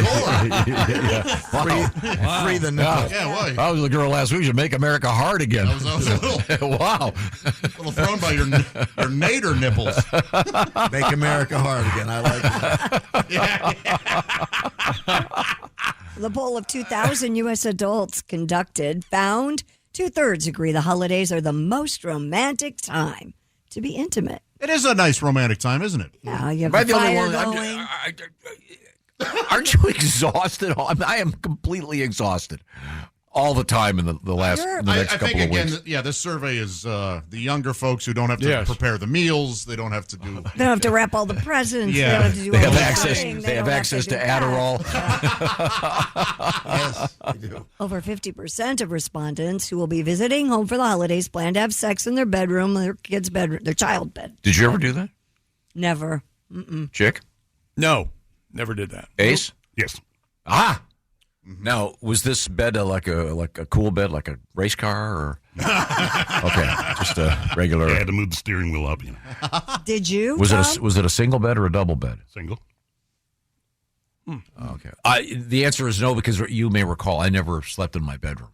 You slept in your sister's bedroom. I know that. Yeah, my entire life. That was your office. When my sister, I was like 10. My sister moved out, and I took all the stuff in my room and created my own office. So did you have sex in her bedroom? Man, that's funny. No. Oh. It's kind of odd. I don't have those childhood bedroom memories because I didn't really have one. And I left her room completely intact. So it had all of the delicate ceramics and all that girly stuff. But that's the room I slept in, which made me incredibly virulent heterosexual. Yeah, that's right. explains a lot. That's what we were just thinking. It kind of does speak to your. If it didn't take after all those years. No, it's just you were meant to be. I don't know what was going through my mind when I said, something. I don't want to have a bed in my bedroom. I'm going to have an office. Yeah, that's funny. At 10. 40% of singles. And then I eventually paneled it myself. Is that right? You're a woodworker. I put in hideous red shag carpet. Now, is that house still standing? Yeah. You guys sold it, right? My mom, sold it eventually. But yeah, and then after I went off to school, she painted the walnut paneling white and took off the burlap. I put burlap on the walls so I could hang posters. Oh, I Sounds see. lovely. It was great. Oh, I had Jefferson Airplane. Burlap walls. Jefferson Airplane. Because you could pin pin it to stuff the right on the burlap. burlap. It was a tasteful, Really? kind of a, what do you call it, undyed burlap, natural. So it was very nice. 40% of singles tend to hook up with people just as often, if not more, during the holiday season. Oh, okay. Sure, yeah. Those bar crawls can be quite... Cuffing? Is that the term? Yeah, yeah. we learned that. Cuffing is where it's almost like you're handcuffed to somebody. Is that what's going on? Metaphorically, yeah. Mm-hmm. During the holidays. So I'm sorry. So they're saying it's more romantic during the holidays? Yep. And even though many will be visiting their family during the holidays, 1 in 7 want to sneak in a hookup or a date while they're home. By the way, a word to the wise. Make sure that if you are the oldest and they have younger siblings, make sure that the baby monitor is off. Oh. When you go to knock one off in the room with the crib. 30% of those polled have hooked up with someone during the holidays and regretted it later. Perhaps a cousin. Oh, yeah. Oh, yeah. Now, it's kind of cool because you get to, Josh, this young lady that you were hooking up with, did she get to see like your participation trophy from She got to see 7th grade softball? Many cool things. Chorus pictures. My Freddie poster. And yes, you got to see how hip I was. Right. My stereo. I had a stereo. Nice. I had my dad's old DJ stereo. Did you really? Yeah. I mean, it's so loud in my little basement room. This night with the beer cans, did you have music on at the time, and what was it? Oh, I do not remember, but I'm sure we were playing something. Yeah, probably. We could do a whole show on what music you had playing back in the day during. 'Cause I'm sure there's some amazingly inappropriate. Man, it was fun. I liked being a young man. Now, do you have a stereo? Do you have a stereo now? No, I don't. I've just got the Bluetooth speakers. Yeah. It sounds great. So, One of my goals is to get my stereo out of mothballs and set it up again. oh yeah, that'd be cool. I told you, Tom, I took that dive into vinyl, and you start to remember about halfway through, this is a pain in the ass. But I do have a. You got to get up, you got to unwrap the album, you got to put the thing on the I turntable. loved it. But I have some huge speakers and a great amp. It would be fun. I mean, huge silver dial and Buddy switches. of mine, I think he still has these speakers that were the size of a small refrigerator. He was so proud of those speakers. Yeah, well, speaker technology has changed drastically. Yes. But I do have a magnets, Tom. Before there was a Macintosh computer company, there is a Macintosh stereo. This is getting obscure. There's a Macintosh stereos from back in the day. All tube amps. They're great. You have one of those? Yeah. Oh yeah, you got to break that out. Yeah, we should have a sterio room here, a party room. Well, that'd be fun. Yeah, that would be fun. Ace, you could DJ again. Yes. You could spin the hits. Christy Lee at the Silac Insurance News Desk. What is coming up? Coming up, we have Don't Piss Off a Stripper. We have a guy who... I love that song. Yeah. Don't Piss Off a Stripper. Isn't that Blue Oyster Cult? Don't piss off a stripper. And if you are traveling by bus over the holiday season, we have bus etiquette for you. Anyone? Try not to grab your pants more than once. I'm the only one. Bus etiquette? Yeah. The last time you were on a bus. I'll be on a bus in 2 weeks. Not ski buses. He's talking about the Vail shuttle. That's a different. Not a bus. It's Not a still bus. a bus. No. Have you ever been on a bus? Admittedly, a better class of people very, very nice bus. riding the bus. Hey, we're really late. This is the Bob and Tom Show. Become a Bob and Tom VIP and get your Bob and Tom fix 24/7. Get all the info in the VIP area at bobandtom.com. This is the Bob and Tom Show.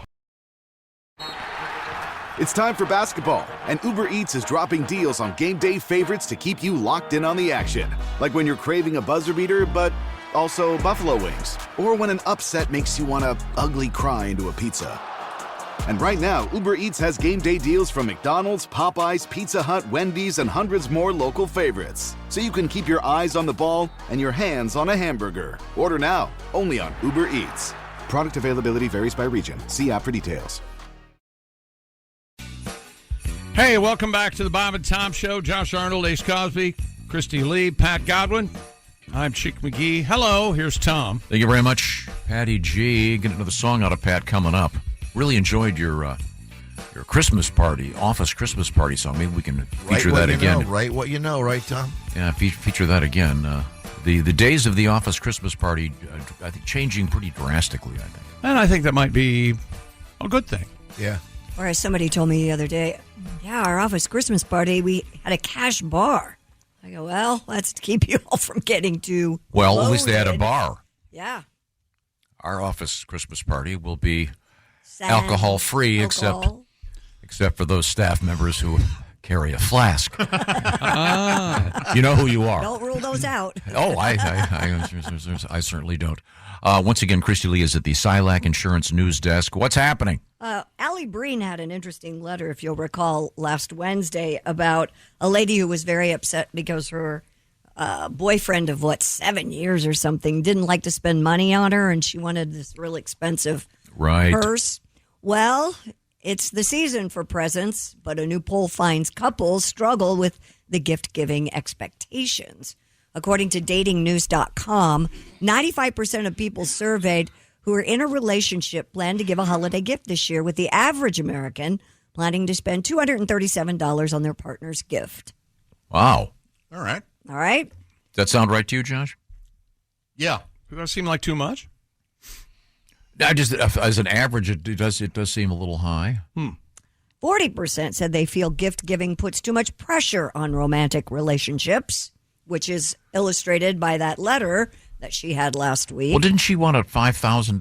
Wanted a $2,500 bag. Oh, gee, sorry. Yeah, but he hadn't spent more than $100 on her for any gift. Remember, that's which is what a she fine said. amount. It really is. What would you get for $100?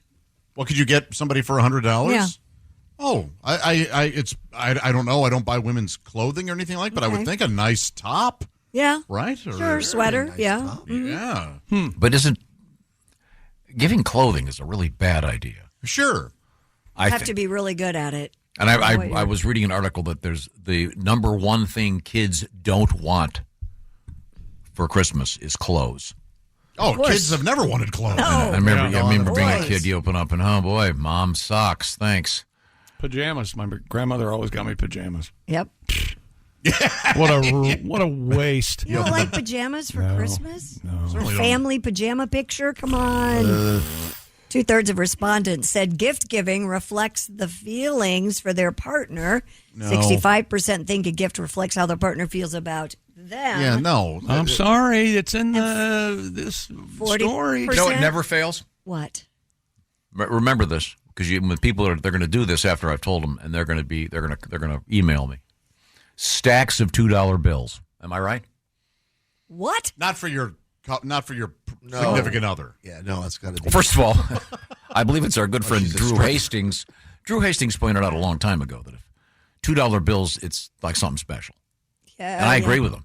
People get them and they go, hey, what is this thing? First off, I believe it was Jack Freeman, please. Oh, Yes. Yes. Was it Jack? Yeah, Drew had Hey, nothing to do with this guy's different. I see. I'm so sorry. I apologize to both Jack and to Drew. Yeah. Excuse me. My 26-year-old said this just this weekend. She was in Chicago and went to pay for something and had a $2 bill, and the person taking the money goes, "This isn't real." And she goes, "Yeah, $2 bills are legal tender." She goes, "No, it's not." Well, it's kind of the point now where how often do you handle cash anyway? I know, but still, it's still legal tender. The girl should have taken Oh, sure, but it. I'm saying $2 bills. That'd be kind of a fun gift. A stack of twos.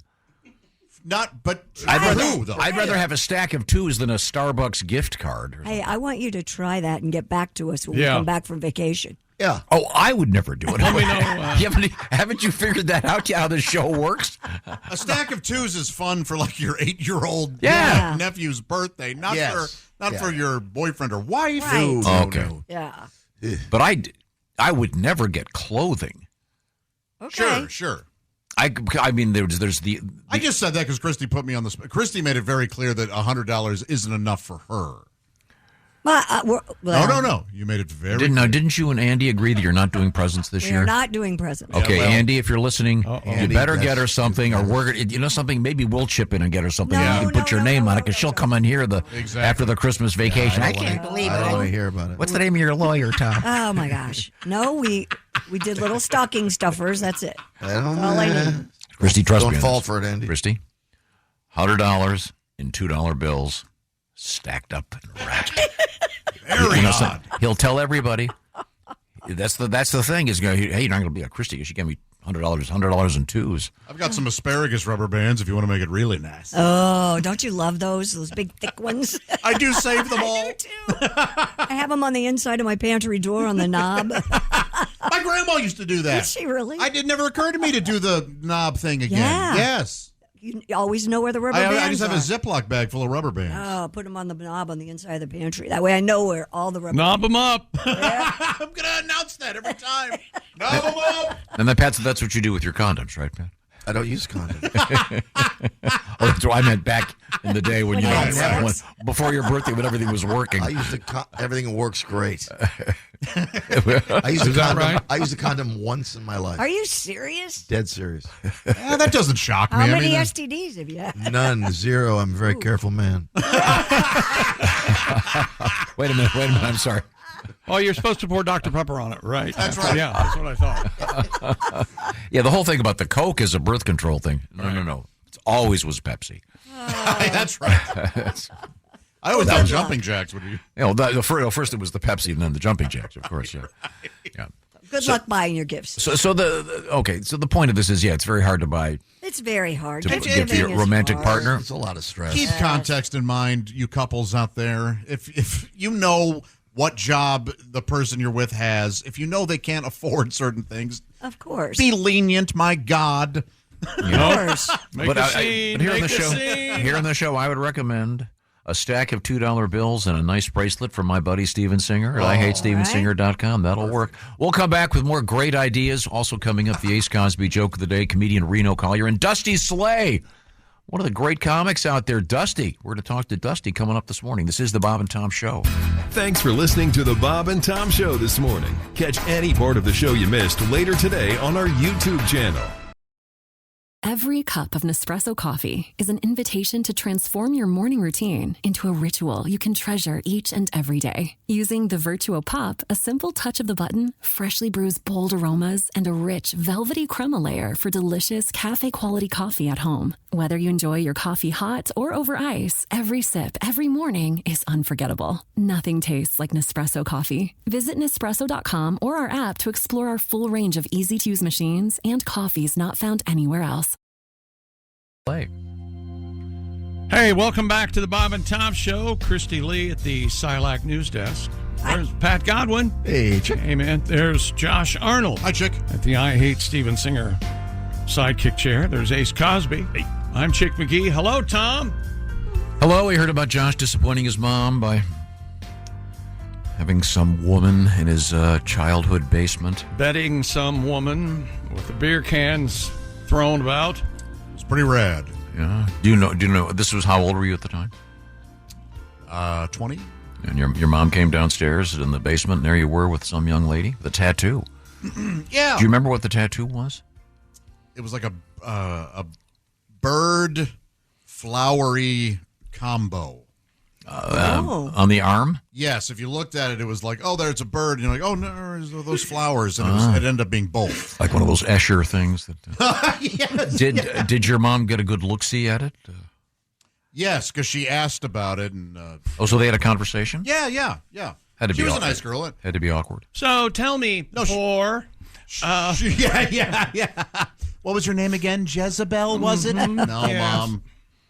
Yeah. No, she met her initially at a dance because I had graduated, and this girl was a year younger than I in high school, and she took me to her senior prom.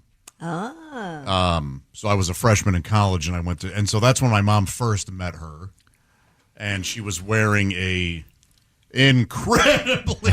incredibly tight and low-cut dress or whatever. My dad, of course, immediately took to this young lady. And but my mom was, a little. And your dad quite pleased with your history of being in the choir. And the jazz hands was happy that you were with a woman. Okay. We were talking about that survey you had about going back to your childhood home with partners, et cetera, et cetera. But I did a little more research on your gift-giving thing, Christy Lee. Yeah. This is kind of interesting. 50% of people tell their romantic partner exactly what they want. Yeah, I think so. Sure. You do that? Yes, peace and quiet. Pat? Whoops. I can't. See, if you're going to weigh speaking for many men out there, not Pat, if you're going to weigh in, You're you on see, I may have to respond. But you've asked me not to say anything. Here's a list of bad Do you gifts. tell your significant other exactly what you want? No. No. No. Yeah, I can't imagine that you commenting on these surveys it skews them enough. I don't think. Yeah, it's completely unfair. I think it's totally fine that couples would say, you know what I would really like this year? And I think that's completely fine. Is she a good gift buyer? Does she usually nail it? Yeah, very. Okay. Very. Now, but here's a list of bad things. People are split on the gift card. Oh, yeah. A lot of people don't like them. 75%, though, think a gift card is an acceptable gift for a significant other. Oh. I say no.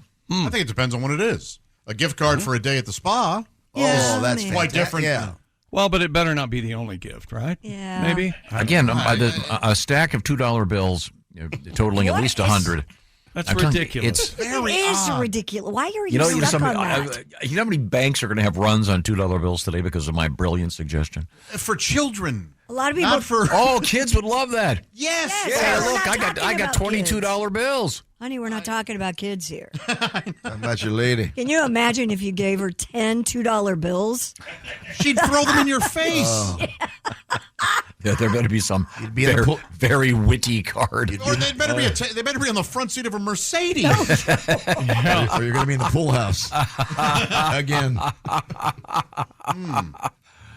How about gifts for the significant other's family?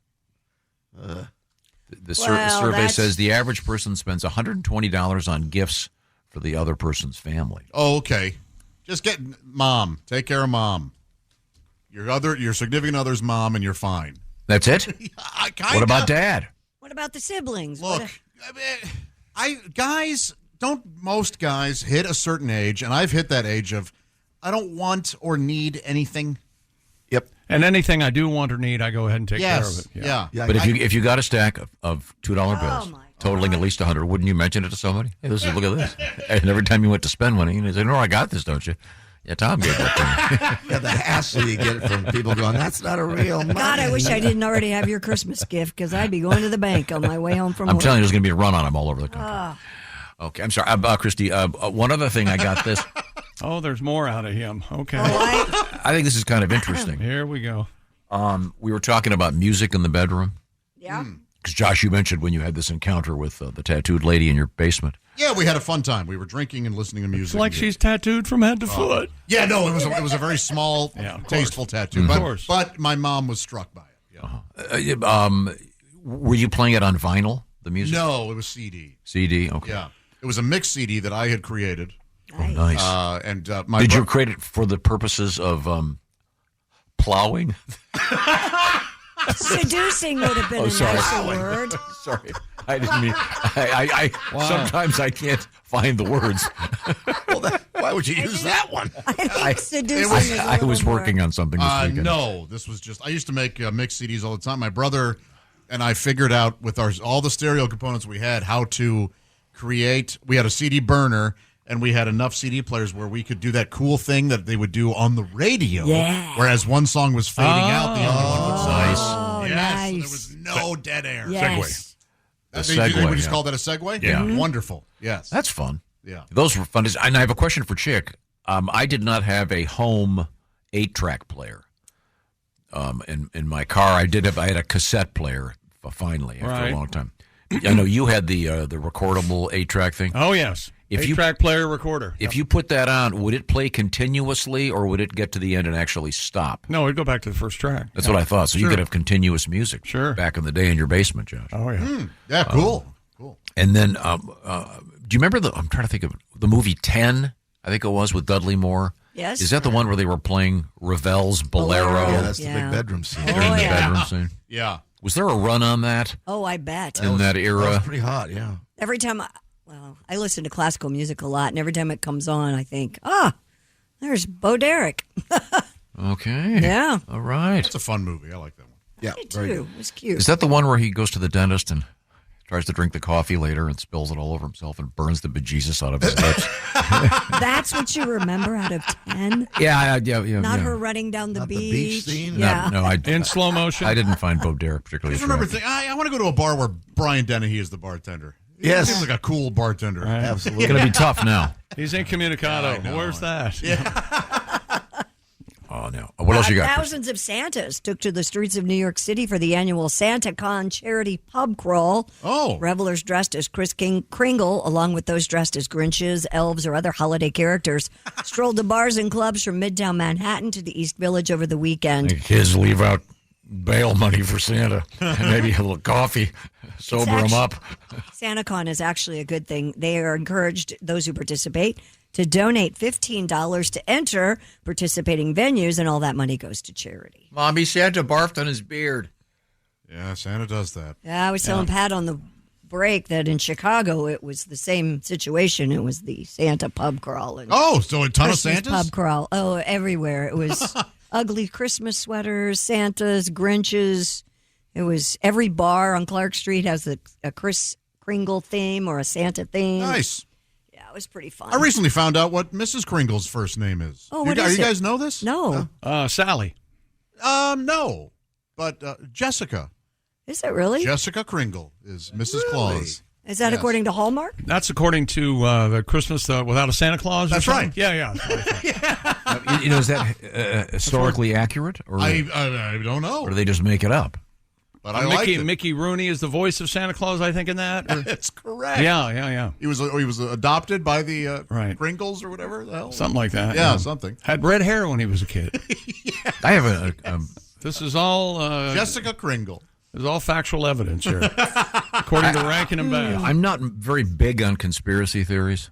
There's a couple I believe in. I'm not going to share them. Well, I'm glad that I could sway you into it.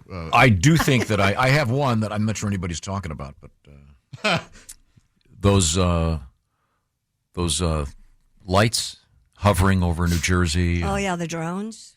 Drones. Are they drones or is it Santa Claus? Oh, I don't know. Maybe. This could be the setup for the greatest Santa stunt. Well, see, a proper joke needs to be set up, as you know, my theory, lengthily, if that's a word.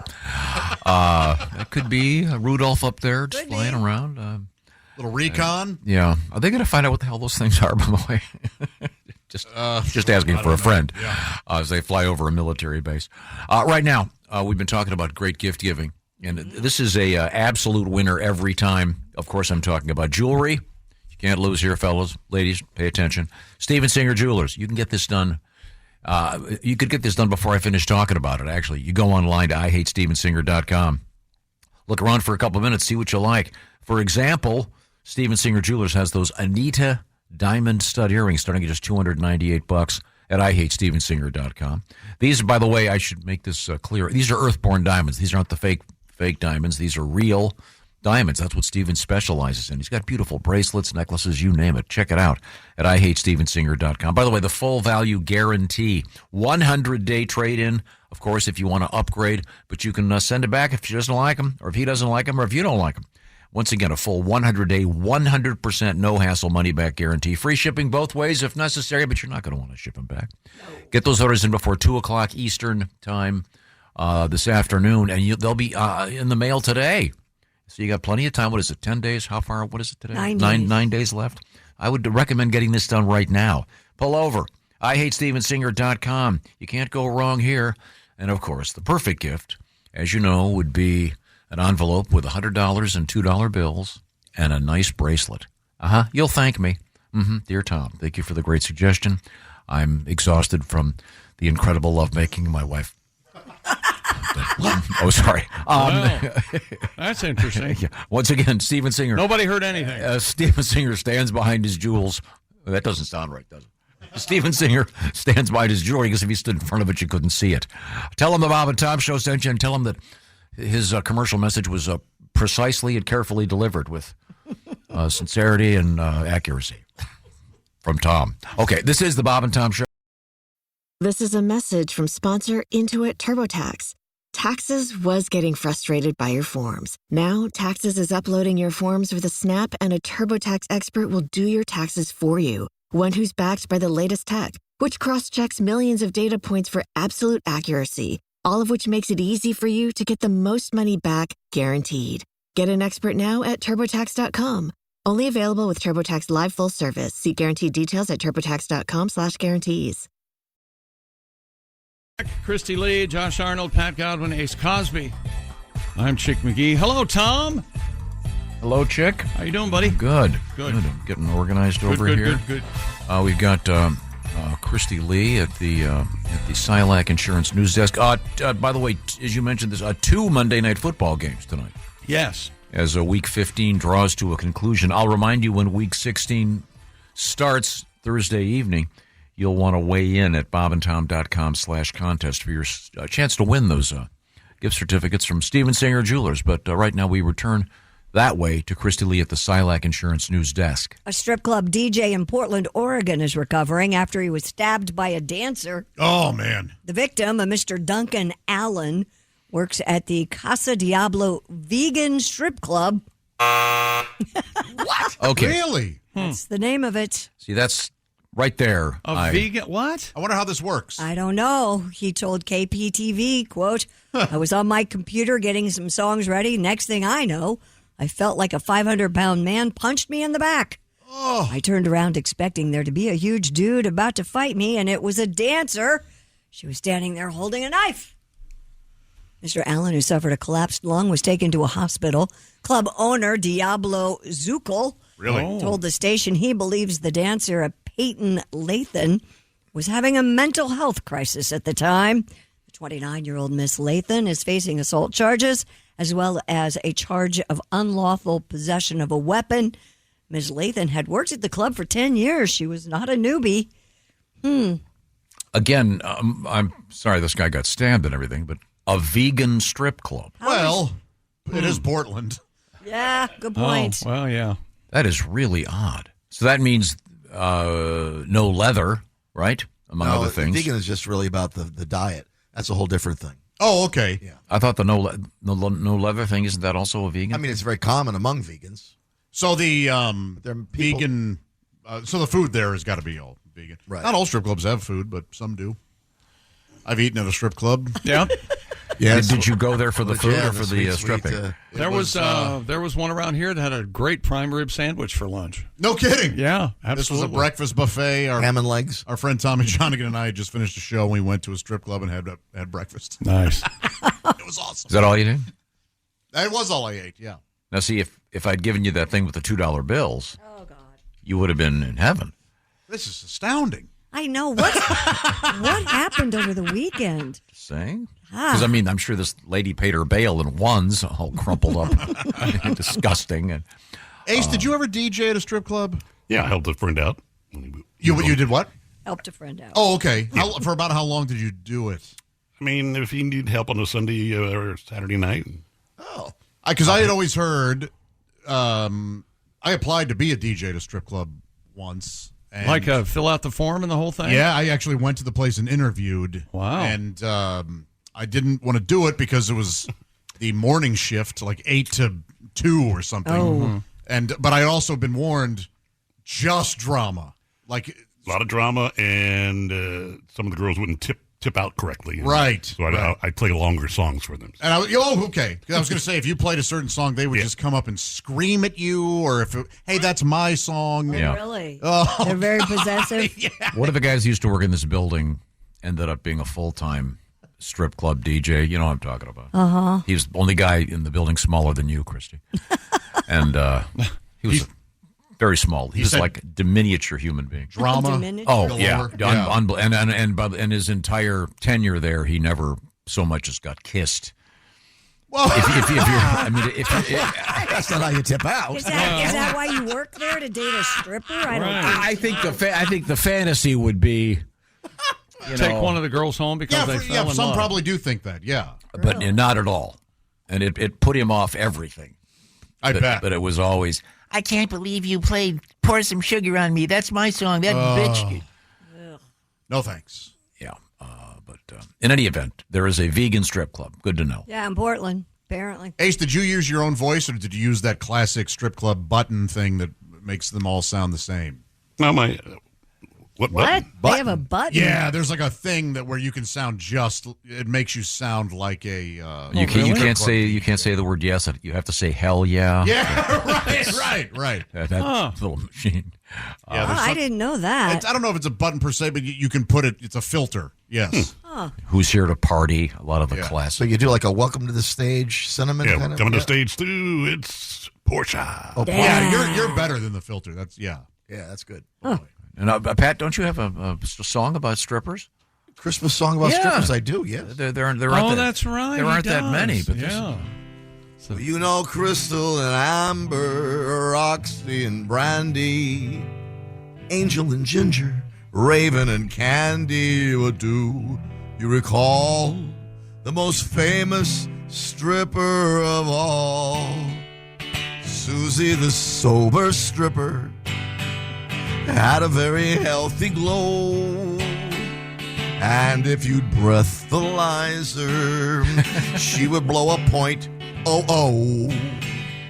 All of the other strippers would drink a lot to numb the pain. Oh, Susie would do her homework and never join their drinking games.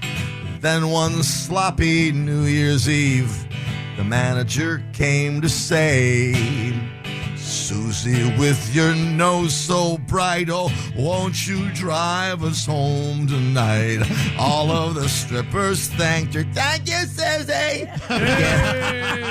Getting them home safely. Oh, Susie, the sober stripper, she won't go down for you or me. No daddy issue. Oh. Nice, happy stripper. I've been doing a little the vegan strip club. All the women have had hysterectomies, no eggs. Oh, my God! Wow. Is that too soon? What? Sorry. A Lyft driver in Florida got quite a shock after finding his passenger naked in the back seat. According to the Polk County Sheriff, the unnamed driver picked up his passenger in Lakeland. Sheriff's officials said the driver heard a strange noise, turned around to see the man sitting on the back seat without shirt, pants, and undies. Oh, no. When responding deputies questioned the passenger, he repeatedly said he got a little naked after being overcome with a feeling. The 48-year-old a little naked was arrested on a charge of unlawful exposure of sexual organs. Oh, that's a lot naked. Yeah. Wow. That is naked. That sounds right? like we're inside. Wow. Oh, man. If you want to get naked, take the bus. Mm-hmm. Take the Exactly. bus. There's a place for you. Yeah, no, you don't take an Uber. I mean, did the guy have like a good excuse? Like, I'm actually Superman, officer. I'm just changing. I forgot my suit. By the way, I always wonder, where did Superman keep the suit? Me too, because there's no place in a phone booth.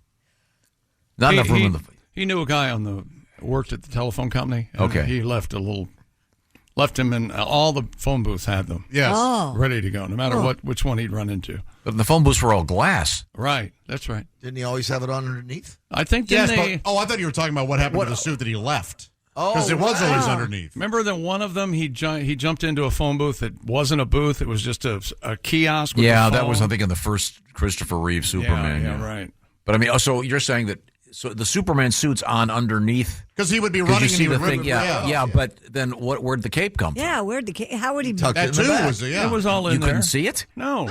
No. He wore his suits very baggy, if you'll notice. That's So why the he didn't guy look walked like around here and he had a full cape hanging on his back. Well, I think he'd notice. Okay. I've got a cape on right now. You guys have you're none the right. wiser. I see. Well, so You much for could your wear a secret identity. That would be so You think I cool. can pull off a cape? Yes, Yeah. absolutely. just walk around with a cape. It'd be awesome. I think my dad did that. For me. I'd be less Superman, more Jack the Ripper. If Wait I a minute. were- Hang on a second. What did you just say? My dad had a jacket that was very cape-like. Well, your dad was a theater director. Yes, he was. I'm bet he sure he could was. pull it off. Oh boy. And Chick and I both saw Wolfman Jack, and he was wearing a cape. I mean, he's Wolfman Jack. You know what? A cape is very slimming. Oh, really? Okay. Yeah, All right. Yeah, and I saw Wolfman Jack at a radio convention, and he had one of those. The Wolfman. Had one of those kind of like a cowboy hat with the dingleberries on it, whatever it's called. Oh, those are always hilarious. Yeah. And he was gigantic. Like Argentinian looking. Oh, he was very popular. Yeah. No, but I mean, he was over $3 easy. But he's real nice. He was chain smoking. They were either Camels or Luckies. In other words, no filter. Yeah, they were. He liked. That's how you he get liked that a good party. That's how you get that great voice. So you can do this. Hello there. Hello there. That's the Wolfman. That's the real Wolfman. Hello there, Wolfman. Hello there. I just said hello there. Okay, all right. Speaking of, Oh, wait a minute. That's not the Wolfman. speaking of Superman, there have been renewed calls to ban TikTok after several students were injured in connection with the so-called Superman Challenge. Health authorities in North Macedonia near Greece said at least 17 students in the ages range of 10 to 17 hospitalized with broken bones, concussions or contusions rather, and bruises after participating in this trend. According to Forbes, the challenge involves people lining up in 2 rows facing each other and extending their hands to form a cradle of arms. You guys, Right. yeah. Sure. Then a person acting as Superman jumps and dives into this cradle, and the group then pushes their arms up to launch the person in the air. Oh, okay. So this could go wrong in many ways. Sure. When they could go wrong when they first enter this cradle, or when Yes. they exit. That's essentially just a trust fall. The cradle is then supposed to catch them on the descent Yes. up a little part. What's happening to them?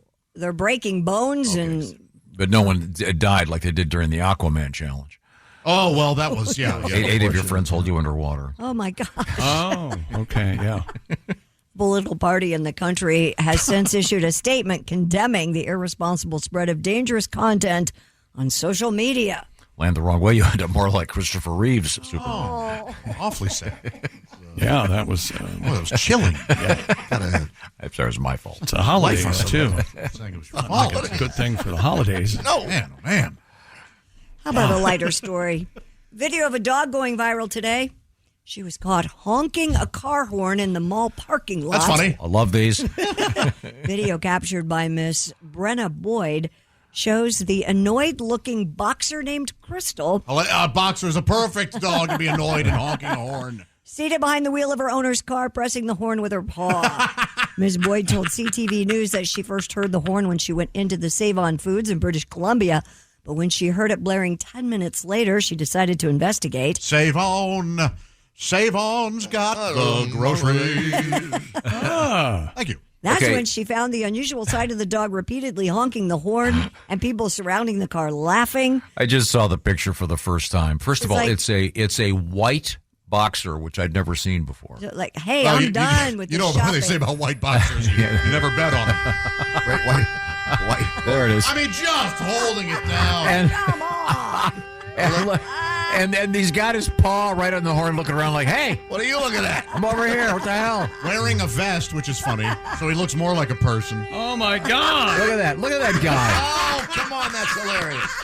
And just naturally looking grumpy. Yeah, like- What a beautiful dog! I've never seen one that color. I've never been through anything so all my life. Oh, Good that's Lord. great. Send her in there for milk. Who knows what she's buying? Absolutely unacceptable. Honk, honk, honk. You had a list, stick to it. The dog's thinking, "This is the greatest squeaky toy I've ever had." Yes. Because it takes a certain amount of pressure. The dog knows. He knows what's going on. Yes. Good for him. Good boy. Good dog. You want to go so home? long and loud. He's a good boy. He's a doggy. They're all good Have you seen the 800 numbers for the helping dogs out? And the guy answers the phone. Hi there. Yes. And by the way, thank you for calling the dog hotline. But you are a good boy. Yes, you're welcome. Thank you. And then he's talking to dogs. See? And okay. I guess you have to own a dog to think it's cute. Okay. Oh, I think it's great. Now, go ahead, Chrissy. Police in the UK say they pulled a driver over whose license had expired more than 40 years ago. Traffic officers stopped the car at a gas station in Dover. Officers soon discovered the license had expired in 1981 after it had been revoked for a drunk driving offense. We'll give the guy credit. Yeah, he did fine. Did 40 years without getting pulled over. Yeah, well, officers issued a traffic ordinance and seized his vehicle, so he's not driving anymore. Whoa. Yeah. Well, he should have said, but officer, I was just on my way to the license branch to renew it. Yeah. How am I supposed to get there? Yeah. That old ditty. I mean, it is kind of a good sign he hasn't been pulled over in 40 years. Yes. Or he just got lucky. Now, 40 years ago, well, I don't know about in England, but 40 years ago, were there pictures on? When did they start putting pictures on driver's licenses? I want to say sometime about that. In the 70s? I want to say sometime in the 80s. 80s? I don't know. Because I got my license in 76, and I did not have a picture on it. There was a very brief period of time in which I think it was called Bank Americard. Yeah. They put your picture on your credit card. Oh, really? Yeah, I'm surprised. I thought that was a great idea. That didn't last more than a year, as far as I recall. Well, Costco does it. Why don't... I don't know. I don't know. Huh. They know so much more about you now. They don't need your picture. Yeah. Call Mark Zuckerberg, and he goes, I know where he was. Yeah. He's okay. You can let him go. Coming up, what do you got, Christy? I know we're going to talk with comedian Reno Collier. Reno's got his new book out there, by the way. We have a message in a bottle. I know how you guys love those. I love those. Stories. I know. Well, I meant. Oh, I know. You get the thing you said about bus etiquette. Yeah, bus etiquette if you're traveling on the bus. I will be doing that soon. Oh, no, that is not true. The Aspen bus for skiers is not what we're talking about. Shuttle. It's in Vail. I'll send you a picture of me on the bus. Oh, great. It's not a bus if Julia Roberts would get on it. Yeah. And probably will be on it when you're on it. Yeah. Hey, that reminds me. Make your holidays bigger and brighter with Julia Roberts. Well, that would, I guess. But no, it's Prize Picks, the best place to get real money action while watching your favorite sports. Over 10 million members and billions of dollars in awarded winnings. Prize Picks has made daily fantasy sports accessible to all. The app's really simple to use. Just pick two or more players across any sport, more or less on their projected stat, like passing touchdowns or rushing yards, and you could win up to 1,000 times your money. Join now because this holiday season, Prize Picks is giving away 2 free picks in December, and they're giving away $30+ million in rewards during Pixmas. Prize Picks, America's #1 daily fantasy sports app, available to play in more than 40+ states, including California and Texas. Download the Prize Picks app today. Use the code TOM. Get a $50 credit instantly when you play your first $5 lineup. That's code TOM on Prize Picks. Get a $50 credit instantly when you play $5. You don't even need to win to receive the $50 bonus. It's guaranteed. Prize Picks. Run your game. Must be present in certain states. Visit prizepicks.com for restrictions and details. Thank you very much, Chick McGee. Two Monday Nighters tonight, by the way. Coming up, comedian Reno Collier. He's got a book out there we'll tell you about. This is the Bob and Tom Show. For a complete copy of the Bob and Tom Show contest rules, go to bobandtom.com/contest-rules. Or just scroll down to the bottom of the page and see contest rules. This is the Bob and Tom Show. Hey, what's up, guys? I'm Fred Warner, linebacker for the San Francisco 49ers. Abercrombie has the new suits you need, plus all the collared shirts to go with them. The Abercrombie & Fitch Collins suit is the only suit you'll ever need for any occasion. Available in slim, classic, and athletic. Pair with a collared classic. Go with a soft, easy-to-wear sweater polo or a comfortable long-sleeve shirt. With so many different fits and fabrics, you can make a look that's completely your own. Add the Abercrombie & Fitch Collins suit and new collared shirts to every occasion this season. Shop online or in store. Out. Hey, welcome back to the Bob and Tom Show.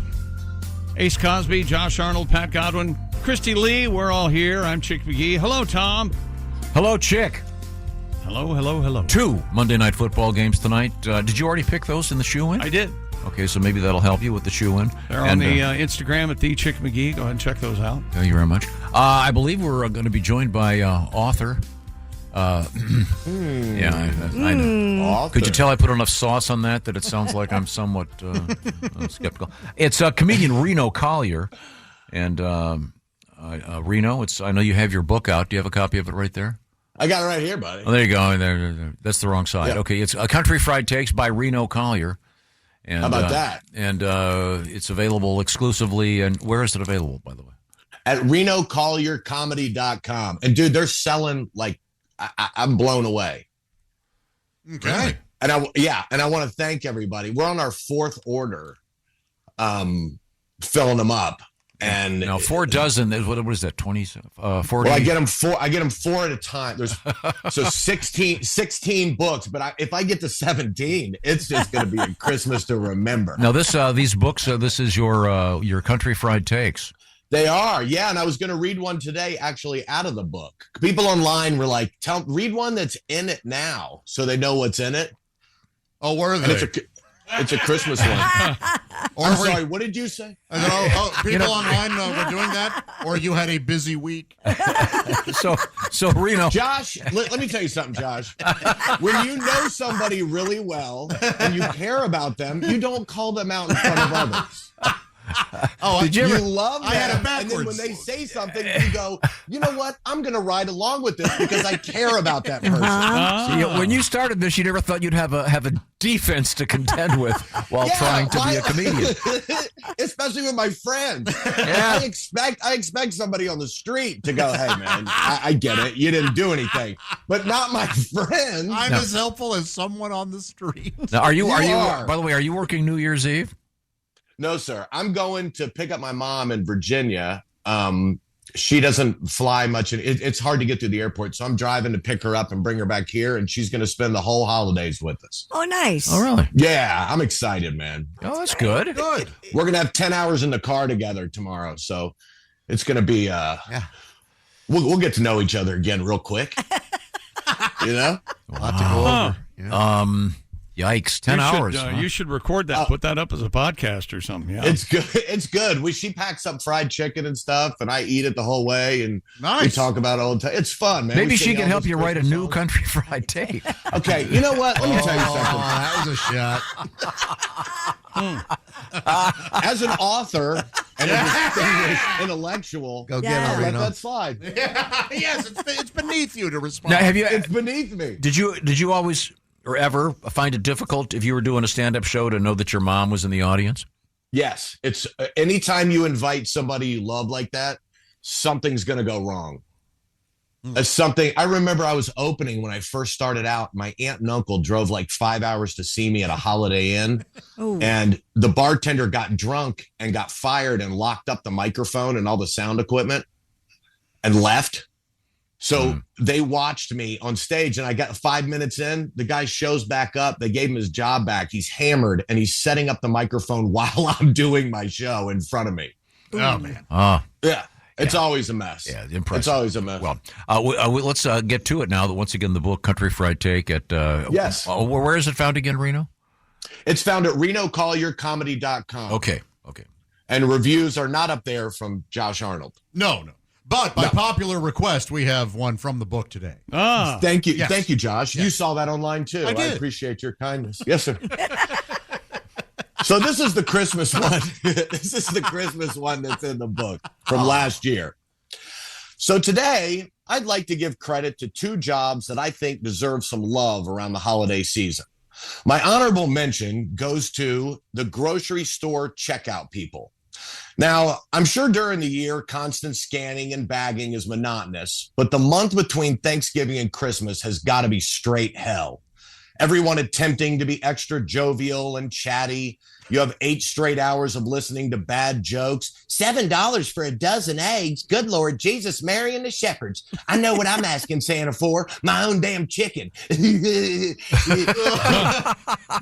bad bakers don't make eggs. You know what I mean? Because there'd be 13 of them. Or worse, people come through and fire off way too much personal information in 2 minutes. Like the clerk knows them personally.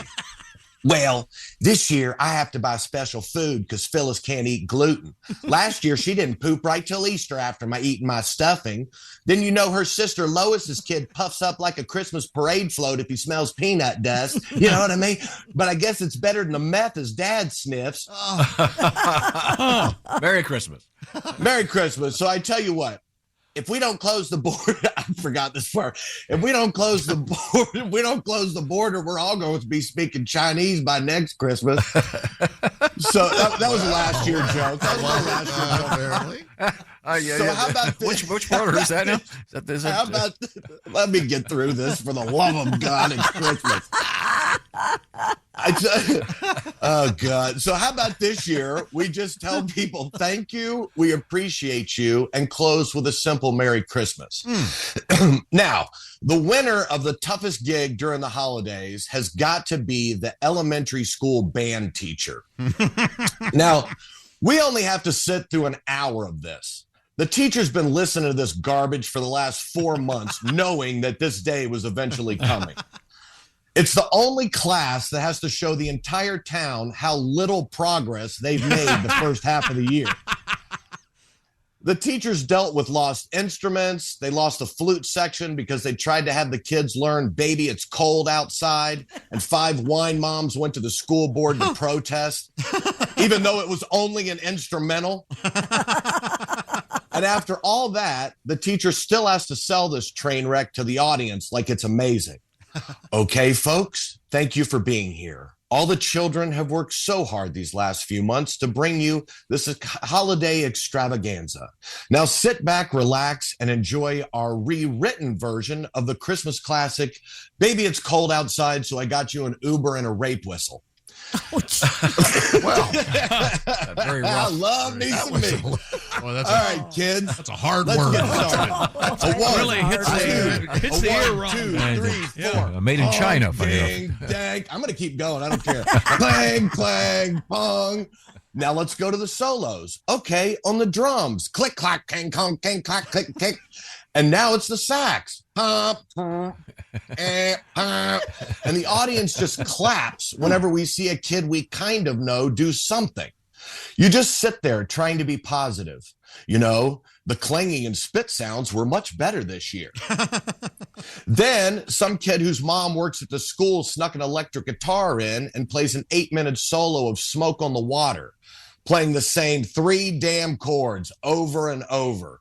Dun, dun, dun, dun, dun, dun, dun.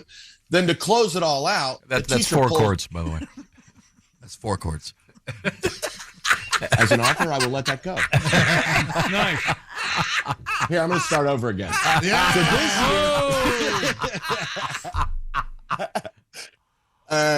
Then to close it all out, the teacher pulls out a violin and she plays a face-melting rendition of Orange Blossom Special. I mean, the damn strings are smoking while she's playing it. And you don't know if she's the greatest fiddle player you've ever seen or it's just in contrast to the sounds of the car wreck you just sat through. Then, after the teacher's solo, the teacher has a look on their face like, as you can see, I'm a badass. It's not my fault. Your kids are stupid. So, if you see someone at work during the holidays that looks like they could snap at any second, just give them a simple hang in there. This too will pass, and Merry Christmas. It'll all be over soon. I'm Reno Collier, and even with distractions, that was my Country Fried Tank. Thank you, Reno. From your current book. Reno's book is RenoCollierComedy.com is where you'll find it. My book's called Country Fried Takes, but you can buy it at RenoCollierComedy.com. What did I say? You just said it backwards. It's okay. I forgive you. I don't make fun of my friends who do things stupid on the air. I see. We can all learn from that. Have a great holiday, Reno. Thank you guys very too. much. Hey, and I'll be with Jeff Foxworthy at the Fisher Center. I saw that coming up February 21st. It's a Friday night show with Jeff Foxworthy and Reno Collier. I'll give you some details on that coming up. Reno, once again, have a great Christmas and good luck. Love you guys. Merry Christmas. Good luck with your moms. Love you, Yeah. Reno. Thank you, buddy. Safe travels. Okay. And hours. Coming up, comedian Dusty Slay. This is the Bob and Tom Show. Thanks for listening to the Bob and Tom Show this morning. The show is also out there for you on our YouTube channel. Watch and subscribe. BTW, FYI. Visit Nexplanon.com RN to learn about Nexplanon. It's an adjustable implant, 68 milligrams radiopaque. Or ask your HCP IRL. Okay, TTYL. What the hell's... Hey, welcome back to the Bob and Tom Show. Christy Lee at the Silac News Desk. Hello. Josh Arnold at the I Hate Steven Singer sidekick chair. Hi there. There's Pat Godwin. Hey, Chick. Ace Cosby's here. Hey. I'm Chick McGee. Hello. And here's Tom Griswold. And I think we're going to hook up via satellite to the very handsome... There he is. It's Dusty Slay, the man, the hair, the hat. And Dusty, you're hitting the road. I'm looking at this schedule in 2025. You got some great gigs coming up, starting in mid-January. Pensacola, Evansville, Indy, Fresno, Boise, Colorado Springs, Bakersfield.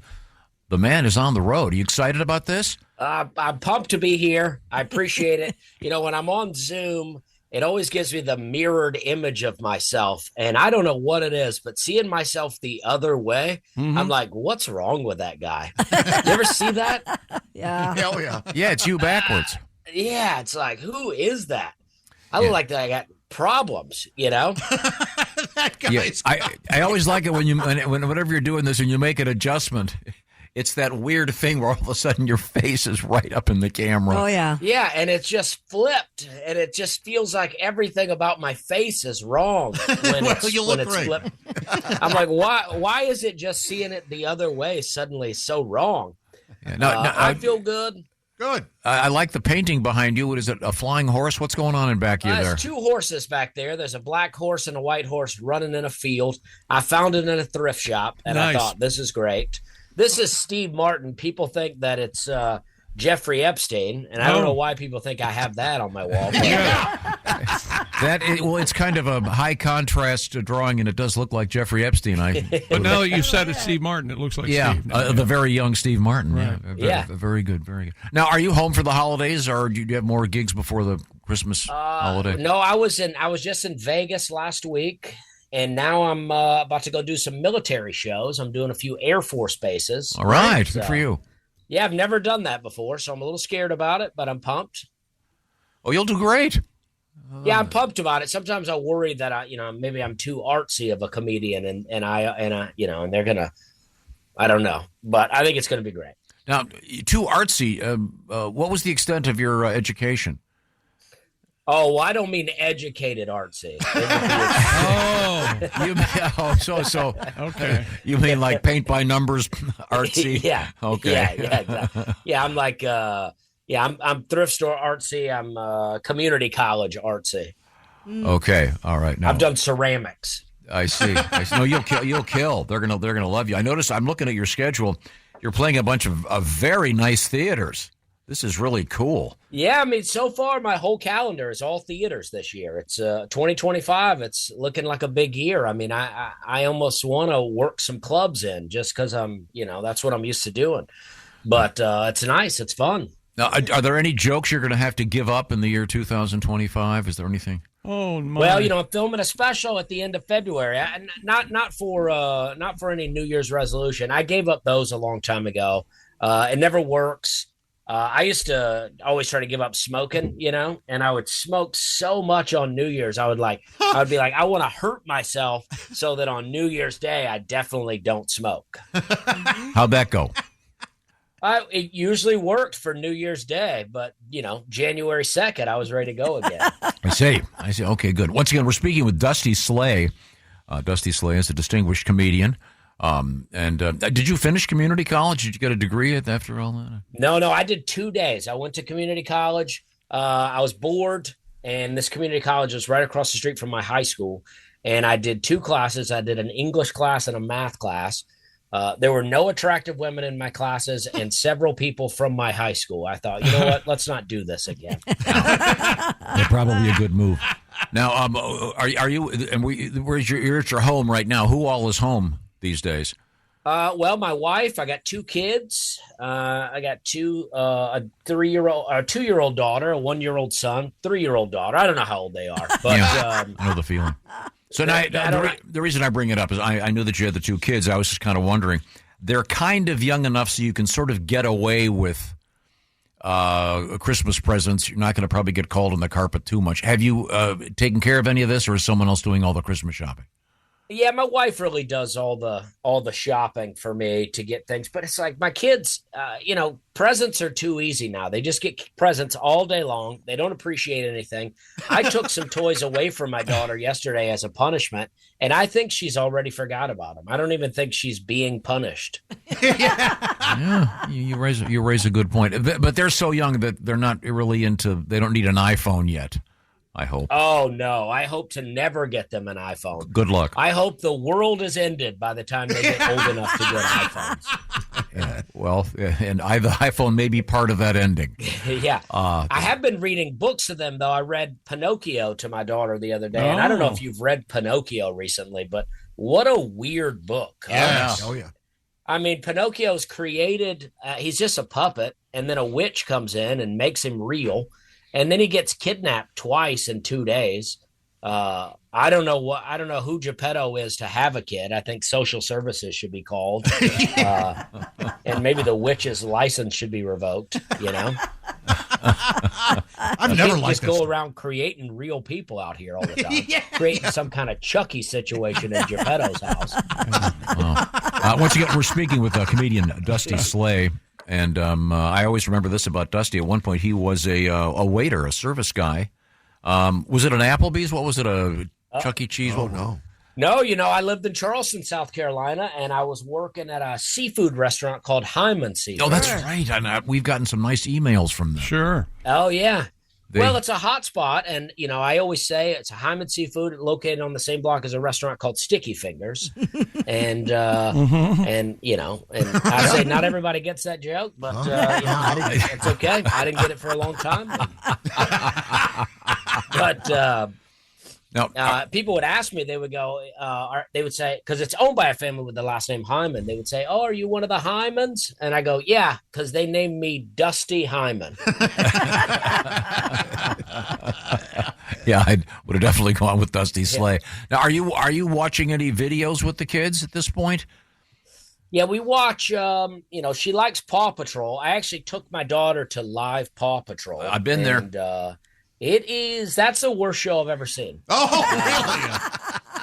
I don't see a lot of shows. I'm not a play kind of guy, but man, you could see the character running the costume. Give us a little illusion that it's a real dog. But now the question is, did the kids like it?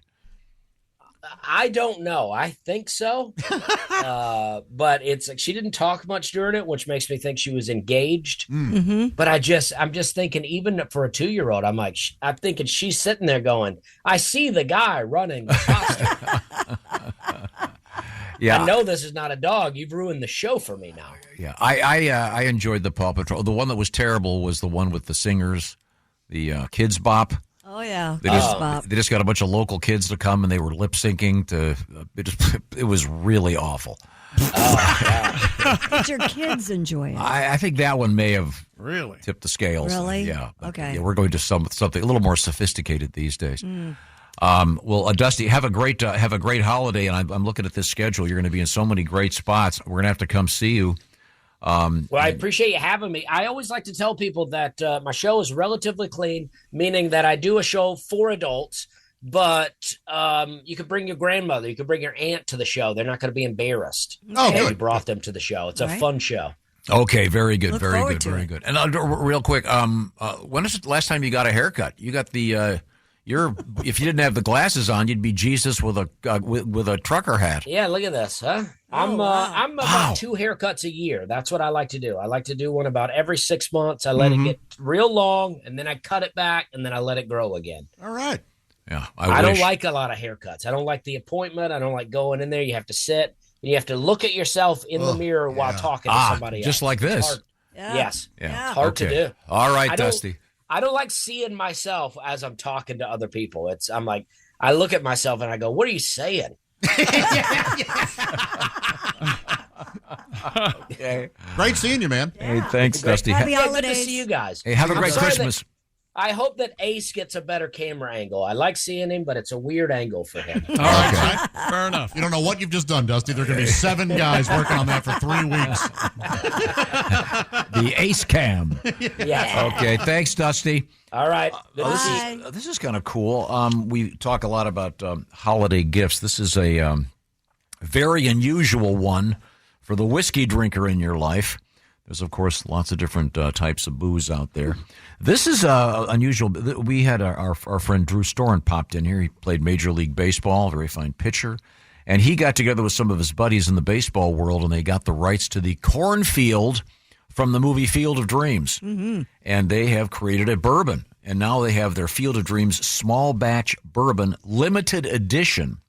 And by the way, each bottle has a special surprise, an image of a baseball legend hidden under the cap. 20 to collect in all. And it's being sold in stores in Indiana, Iowa, Illinois, Kentucky, and Ohio, and is available in some states on the web. You can go to drinkfieldofdreams.com for nationwide delivery. I'll tell you where you can't do it in just a second. And by the way, as a bonus, they've created an exclusive offer for Bob and Tom Show listeners. 2 bottles of the small batch bourbon, the Field of Dreams bourbon, for $49 each plus shipping. When you visit drinkfieldofdreams.com and use that code, just use my name, Tom, at checkout. The code is Tom. It's at drinkfieldofdreams.com. Once again, a limited edition run of this special batch of bourbon. Once again, the Field of Dreams small batch bourbon for the baseball fan, whiskey fan that you know. And it is available to be shipped to you except in Alabama, Alaska, Arkansas, Delaware, Idaho, Iowa, Michigan, Mississippi, Pennsylvania, South Carolina, South Dakota, Tennessee, Utah, Vermont. You must be 21, of course, and please drink responsibly. That's what you need to know about Field of Dreams whiskey for that very special baseball fan. Something unusual. Shows you put a lot of thought into it. Once again, it's available at drinkfieldofdreams.com. Christy, what's coming up? Coming up, we have our bus etiquette story. We have a message in a bottle. I know how much you love that. We have a guy arrested for trespassing. And in Japan, they're giving workers a 4-day work week for a very interesting reason. We'll talk about it. Okay, well, we'll find out. This is the Bob and Tom Show. It's time to rewrite the vacation rules. With Royal Caribbean, your family can look forward to just about anything. Break the thrill barrier, roaring down the tallest water slide in North America. Jump into breathtaking jungles and jaw-dropping coves. Vibe off the charts on our private island Perfect Day at Coco Cay. And end the day knowing things are just getting started. Because this isn't just any vacation. This is all the vacations. Come seek the Royal Caribbean. Ships Registry, Bahamas.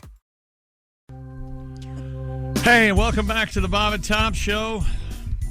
Josh Arnold, Christy Lee, Pat Godwin, Ace Cosby. I'm Chick McGee. Boy, this sounds like a merry-go-round going wrong. What's? It's Jingle Bells, I know, Scrooge. but it almost sounds maniacal. And I shouldn't mention this, but we just got this email. Are you ready?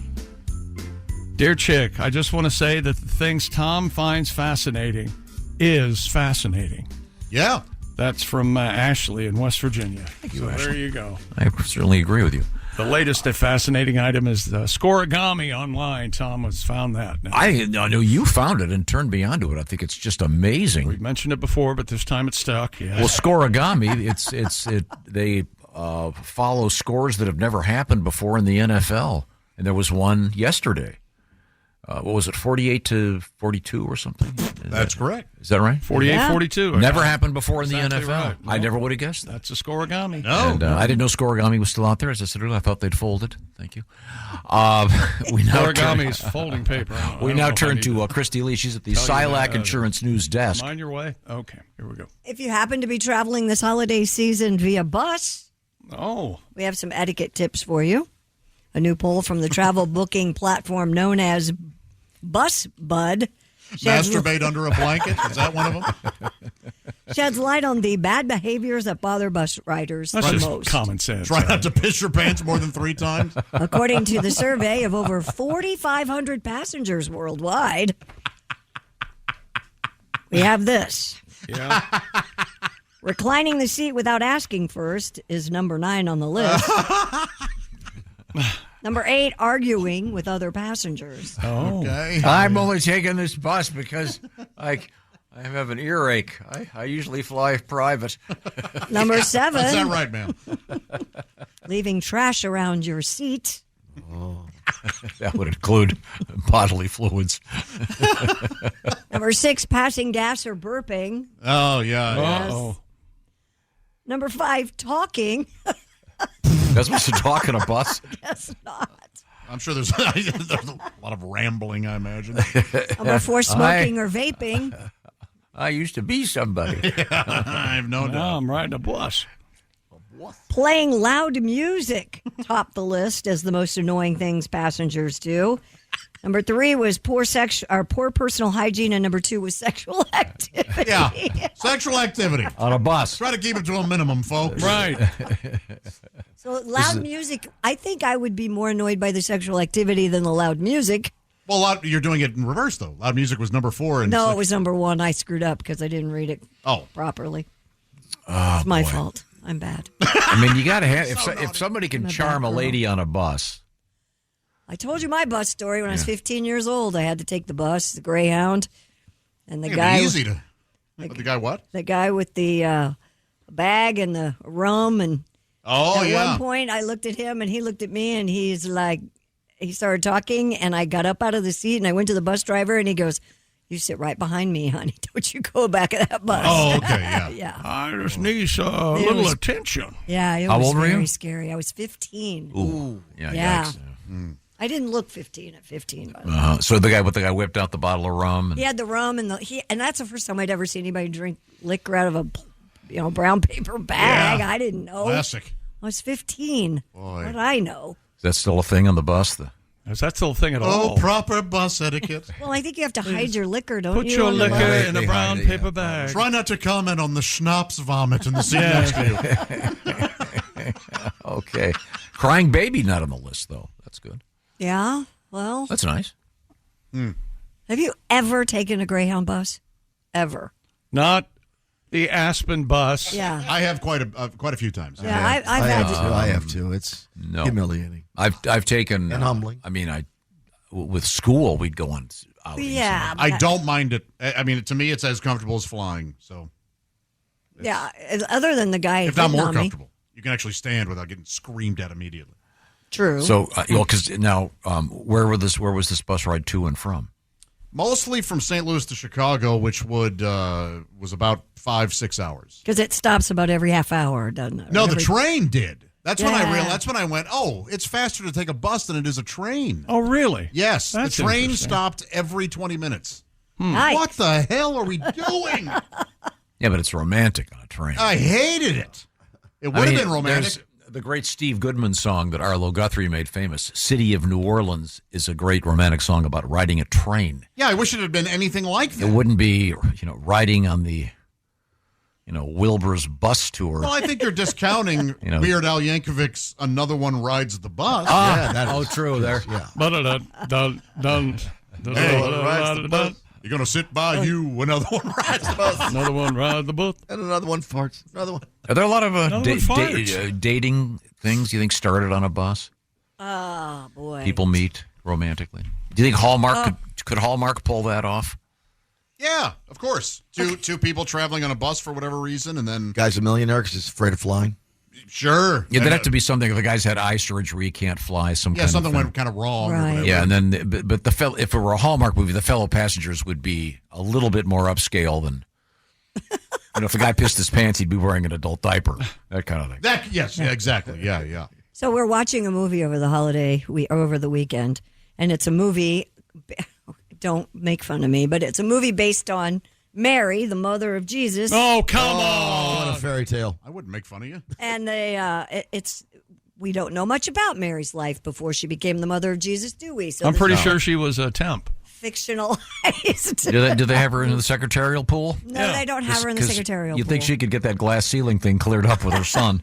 But she's at the river, and she's, washing her clothes in the river. And Joseph happens to see her across the riverbank. Sure. And she has a scarf that gets blown off into the wind. And he goes, I can get that for you. And he jumps into the river. And I looked at Andy and I go, oh, it's the biblical meet cute. You're right. Yeah. Which is not exactly how they think that happened. But obviously the writers were Hallmark fans because that's sweet. Exactly how it looked. It was a biblical meet cute. I thought immediately. Now, Josh, you've been toying with the idea. Are you still working secretly on your Hallmark movie? Yeah. Okay. Is there a bus involved? No, there's no bus. Mm-mm. I think this would be they probably haven't done this one yet. Which one? I bet they've done a train, though. Oh, the bus? Oh, yeah. No, I have seen one with a bus, but it wasn't all about the bus. They just had to ride the bus for a moment of their trip. Okay. Yeah. Okay, good. All righty. What else you got, Christy? A 132-year-old message in a bottle was discovered deep inside the walls of a Scottish lighthouse. SOS to the world. The BBC reports engineers found the bottle during an inspection of the Corswall Lighthouse. Boy, this is a big so what that Tom just loved. Dated September 4th. These, this. I mean, this one. Josh, this is all about eternal life. Oh wait, it's better. You're missing the whole point of a message in a bottle. It's reaching out to the universe to tell you something. Yeah, it tells you this. Dated September 4th, 1892, it reveals the names of 3 engineers who installed a new type of light in the 100-foot tower, along with the name of the lighthouse's 3 keepers. Wow. So this is more of this isn't even really a message in a bottle. I mean, sure, it might be in a bottle, but it was never put to sea. No. Did you ever work on a house or something and you wrote your name on the drywall on the back of it when you installed it, something like that? I haven't done that, no. I've done the concrete in the basement where you put your handprint in it. Sure. Yeah. No, I worry about things like resale. I don't graffiti up Yeah. Buy a house to sell a house. So you can do a gag, Josh. You can put a note inside a bottle. Yes. And then the note says, do not open this bottle. If you do, your life is in danger. But see, to read the note, in order to access the note. You know what you should do is you put a $2 bill inside a bottle. Yeah, there you go. Really now you got something. See what happens. Sit back and watch the fun. I forget. What year was this? 1892. Yeah. And I think the note said something like the Trilateral Commission is going to blow up the Titanic. It's a shame nobody opened that thing earlier. And it sure is. Yeah. There. We all know the Triumvirate had. They were after something to do. They put that ice. I thought it was 5. The Pentaverate. Oh, that's right. Yeah, it is 5. Is it 5? I thought it was Tri. Okay, good. No. Well, back then it was Tri. The 2 more members weren't in until. What else do we have? The Tokyo government giving workers a 4-day work week in a bid to boost morale. Record low fertility rates, Josh. Oh, okay. Tokyo metropolitan government said the new arrangement will give employees 3 days off every week. That means Friday's the day to do it, apparently. So technically now, yeah. Oh, I'm sorry. No. By all means. Huh. Is it everybody or just people of a certain age that are fertile? And it doesn't say. I think it's mostly Japanese people. Right? Yeah. Okay, yeah. It is in Japan. What are we doing?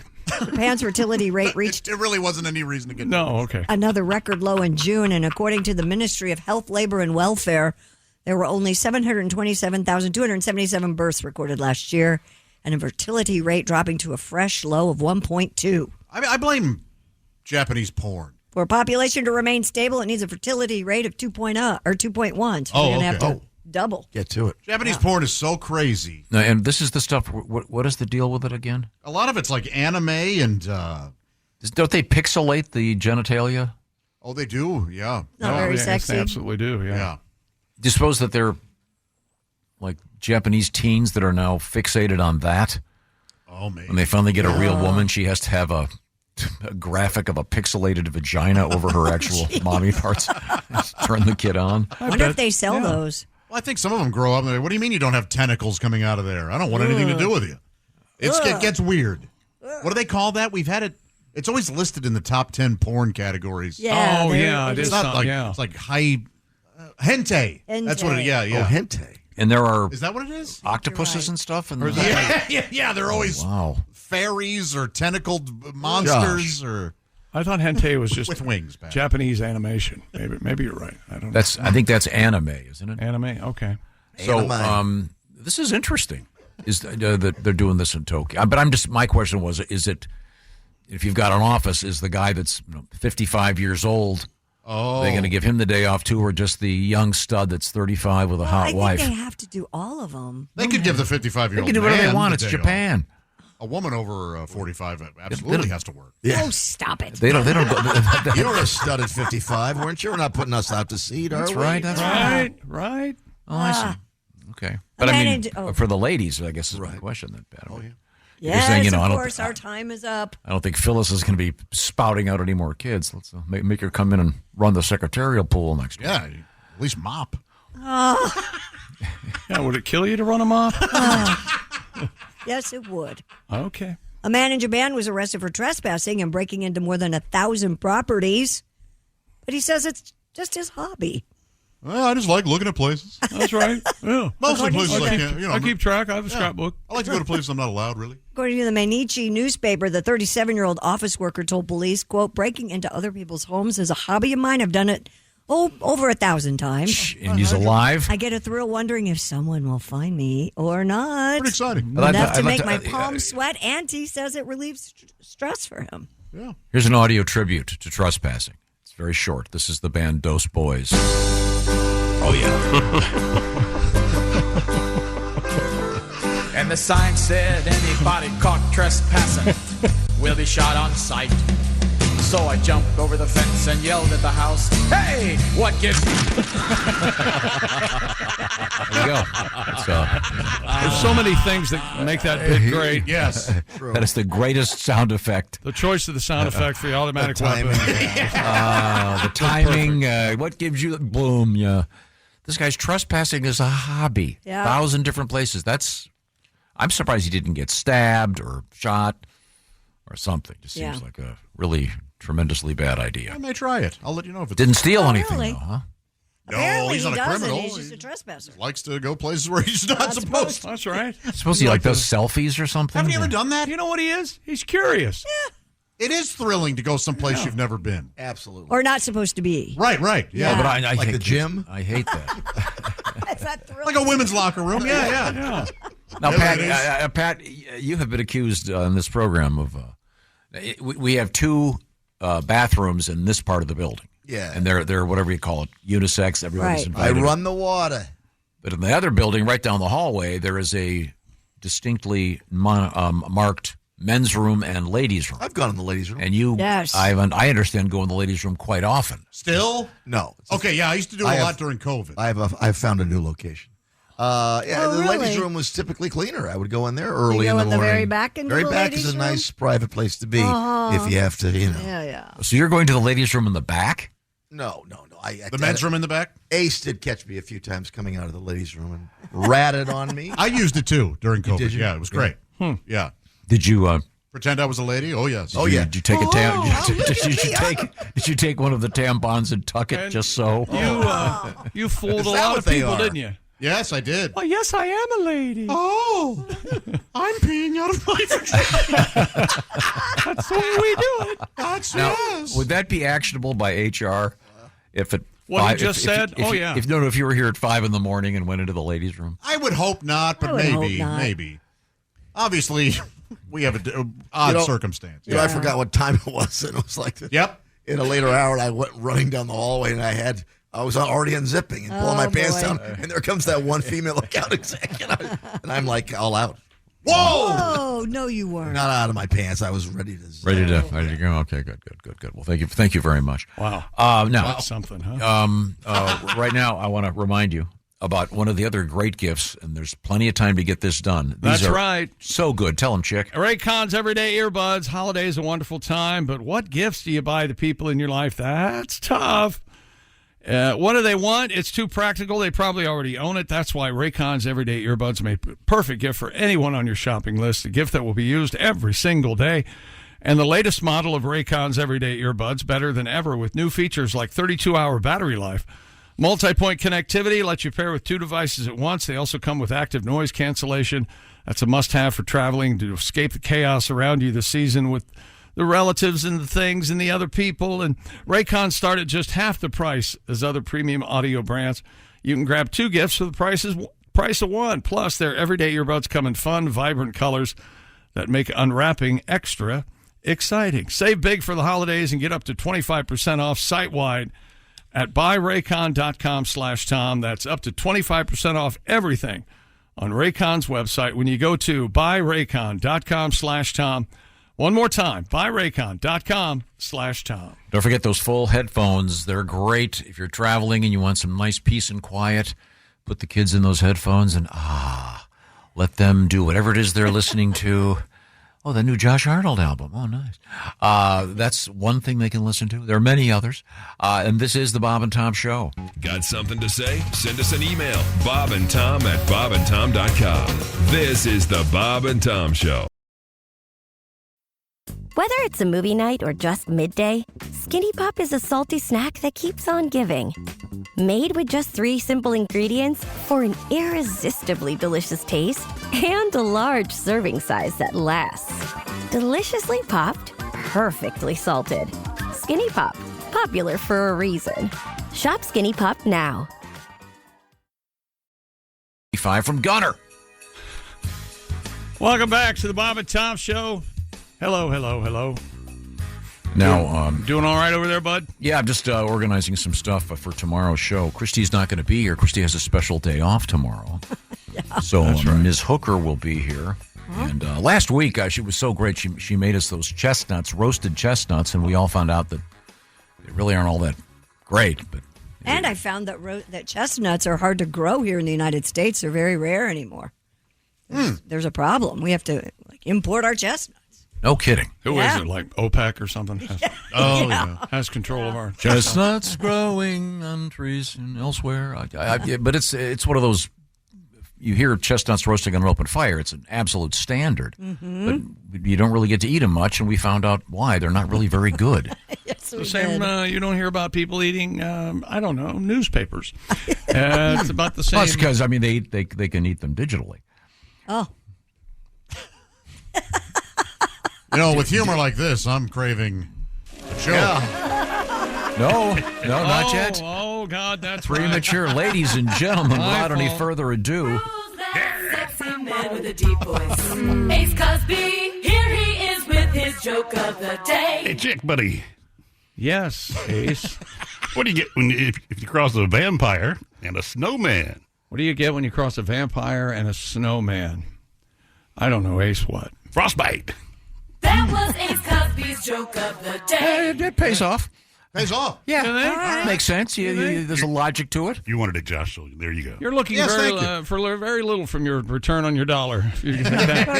One can justify that in court. $2 bills, man. Vampires bite. Ace's joke of the day is brought to you by Omaha Steaks.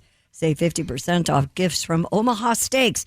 Go to omahasteaks.com and use promo code BTS for an extra $30 off. Minimum purchase may apply. I did it 10 times already. I'm sending a whole bunch of my friends boxes of Omaha steaks. That's better that than you showing up on their door, I bet. Of course. Yeah. Okay. Now. Hi, everybody. What can I do for you? I just heard that Ace is not. Who needs a story? Ace is not attending our holiday party tomorrow at lunch. Oh, really? Yeah. Huh. Is that correct? Yeah. Oh, okay. Well, you'll be missed. You know why? Why? Too many people talking. No, that room's loud, Tom. You know what? I don't blame you. There is a lot of inane chatter. Yeah, but you're passing up a free meal. Yeah, that's a tough part. Yeah. Yeah, it is good for I guess we can get you a plate to go. You gotta You got to show up. You got to show up. Yeah. Okay. Got to put some effort forth, right? Christy, you can't be there either. No, sadly. Oh. Pat, are you going to show up? I think I'm allowed. I'll have to check with management. I don't know about, I've been, you know me, I've been dodgy the last couple of days. I don't know if Yeah, I'm showing up or See, not. Ace, Christy won't be there, so it's already that much quieter. Very good, Josh. Oh, that's funny. Hi-yo. Time now to review. Oh, it is. Yeah. I have no idea what happened. Today in history, December 16. Okay, let's check this out. 24 winding down, kids. I did not know this. This is interesting. I did not know This particular event involved the Dartmouth, not the college, the Dartmouth, the Eleanor, and the Beaver. Oh, sure. You know what I'm talking Are about? they sailing ships? Are they the yachts? That's your hint, Are yes. they yachts? They were The ships. America's Cup. No. Certainly a good guess. Those were the vessels involved in the Boston Tea Party. Boston Tea Party, of course. Yes. We all do that. didn't know that. I didn't know that either. Oh, yes. Wow. Tossing the Beaver there into the... Oh. Okay. No, they were tossing the tea, not the beaver. Yeah, off the Beaver. Oh, they tossed the tea off the Beaver? Still, the phrase "get the tea off the Beaver" sounds somehow dirty. I don't know why. Let's see now. Shirley Temple announced her retirement from acting in 1950 on this date. That's right. 22. How old was she? Like 18 or something? I don't know. She then went into the non-alcoholic drink business. Yes. There we go. Of course. Oh, yeah, that's right. Very yeah. good. Did she Very good. become a politician? Mm-hmm. Yes. Representative Yes. of Shirley Hoboken. Temple Black. That's right. Hoboken, New Jersey. Now, it's interesting. Wait a second. It's her stomping ground. Okay, here's a trivia question for you. I'll run this by you, Pat. You're a non-drinker. What other famous person has a non-alcoholic drink named after them? Oh, that's easy. Oh, the Palmer or the older? The Arnold Palmer. That doesn't count, though. Because Well, we don't know if Rob Roy's a real person. We can go down the list of cocktails with names. The Arnold Palmer isn't served as a alternative to a. But it's a non-alcoholic drink named after a person. That was the category in Jeopardy here today, Josh. Okay. Did you know that technically an Arnold Palmer must be served in a 9-inch glass? Okay. Boy, you just can't get over that, can you? I've been telling everybody. Verified by John Feinstein, our good friend from A Good Walk Spoiled. I need to see this movie again. I saw it as a kid and remember nothing about it except it was very long. Lawrence of Arabia, released in 1962. Boy, that has been in this. What's been going on with Lawrence of Arabia? I think the second time in a week. Yeah, I think Peter O'Toole's birthday or something. That's right. Yes, yeah. Yeah, I'm not sure how accurate that is. Lawrence of Arabia? Yeah. I know Not they a documentary. They built a specific camera just for that movie, and it's the only camera. It's the only shot that camera's ever taken since it was invented. Great. Something like 70 millimeters or something, or bigger than that. A lot of nice vistas. I think there's a fact in there somewhere. They danced around a lot of stuff, apparently. Gayness? Among other things. That's what I would think would be, Yeah. This is interesting. I'll run this by, let's see, Josh. 1966, the single Hey Joe, released by who? Jimi Hendrix? Of course. Very, very Where are you going good. with that gun in your hand, Joe? Yeah. To shoot my own lady. Why? Do you remember, Pat? Something about a lover. She caught her with another man. man. Yeah. You see. Yeah. Okay. Let's see. Now let's do some birthdays. Oh, Ludwig van, as they called him. Oh, Beethoven? Beethoven. Born in the Beethoven state wasn't so great. 1770. What do you mean Beethoven wasn't so great? This is the musical artist, not the dog. Man, Of course. Ah, sure. Not the St. Bernard. Oh, beautiful. There were some great jokes in that first Charlie Brown special, and then just went downhill. The They- Pumpkin's okay. Yeah, but, they're fine. They could not capture the magic, recapture the magic. Yeah. And then is Beethoven the one that went deaf? I don't know. Was it Mozart? Yes. No, it Beethoven. was Beethoven. Beethoven. Yeah, Mozart died of it. Yeah, Beethoven. Was, No, you're thinking of Wolfgang Amadeus. hopeless alcoholic. Was he? Best known for his fifth. Beethoven's fifth. Okay. Walter Murphy and the Big Apple Band, the fifth of Beethoven. Oh yeah, sure. That was Ba-da-da-da-da-da. What's brown and sits on a piano bench? Beethoven's Last Movement. That's correct. Yeah. How How about that? We're a team. Okay, this is a tough one. I predict Chick will get it or Josh. 1944, debuting in Stage Door Cartoon. Is Was it a character? Yes, a character. Oh, boy. Stage door cartoon. Was it Bugs Bunny? No. Ah. It's a good one. Yosemite Sam. Okay. Well, maybe tomorrow we can play our Yosemite Sam tribute. Let's not. Oh, I love that bit. Let's not do that, and finally, especially at the holidays. In 1963, Benjamin Bratt, born. Of course, he had a great summer. He's a hunk. Certainly. This is the Bob and Tom Show. Hey, thanks for listening to the Bob and Tom Show this morning. Get a look at today's show on our YouTube channel. Michael Rosenbaum and his Smallville co-stars take you behind the scenes of one of the greatest shows of all time. We're going to watch every episode. Join us. It's Big Talk. You remember when I had to shave my head? Oh, I think I was angry with this one. On Smallville. Yeah, I mean, I get it. The scene you did, and this is the one that got me fired. Okay. What? Here we go. I love the excursions with me and Welling. It's everything that Superman stands for. It's Talkville. Talkville, we always talk about it. It's a great thing. The Smallville Rewatch Podcast. Follow and listen on your favorite platform.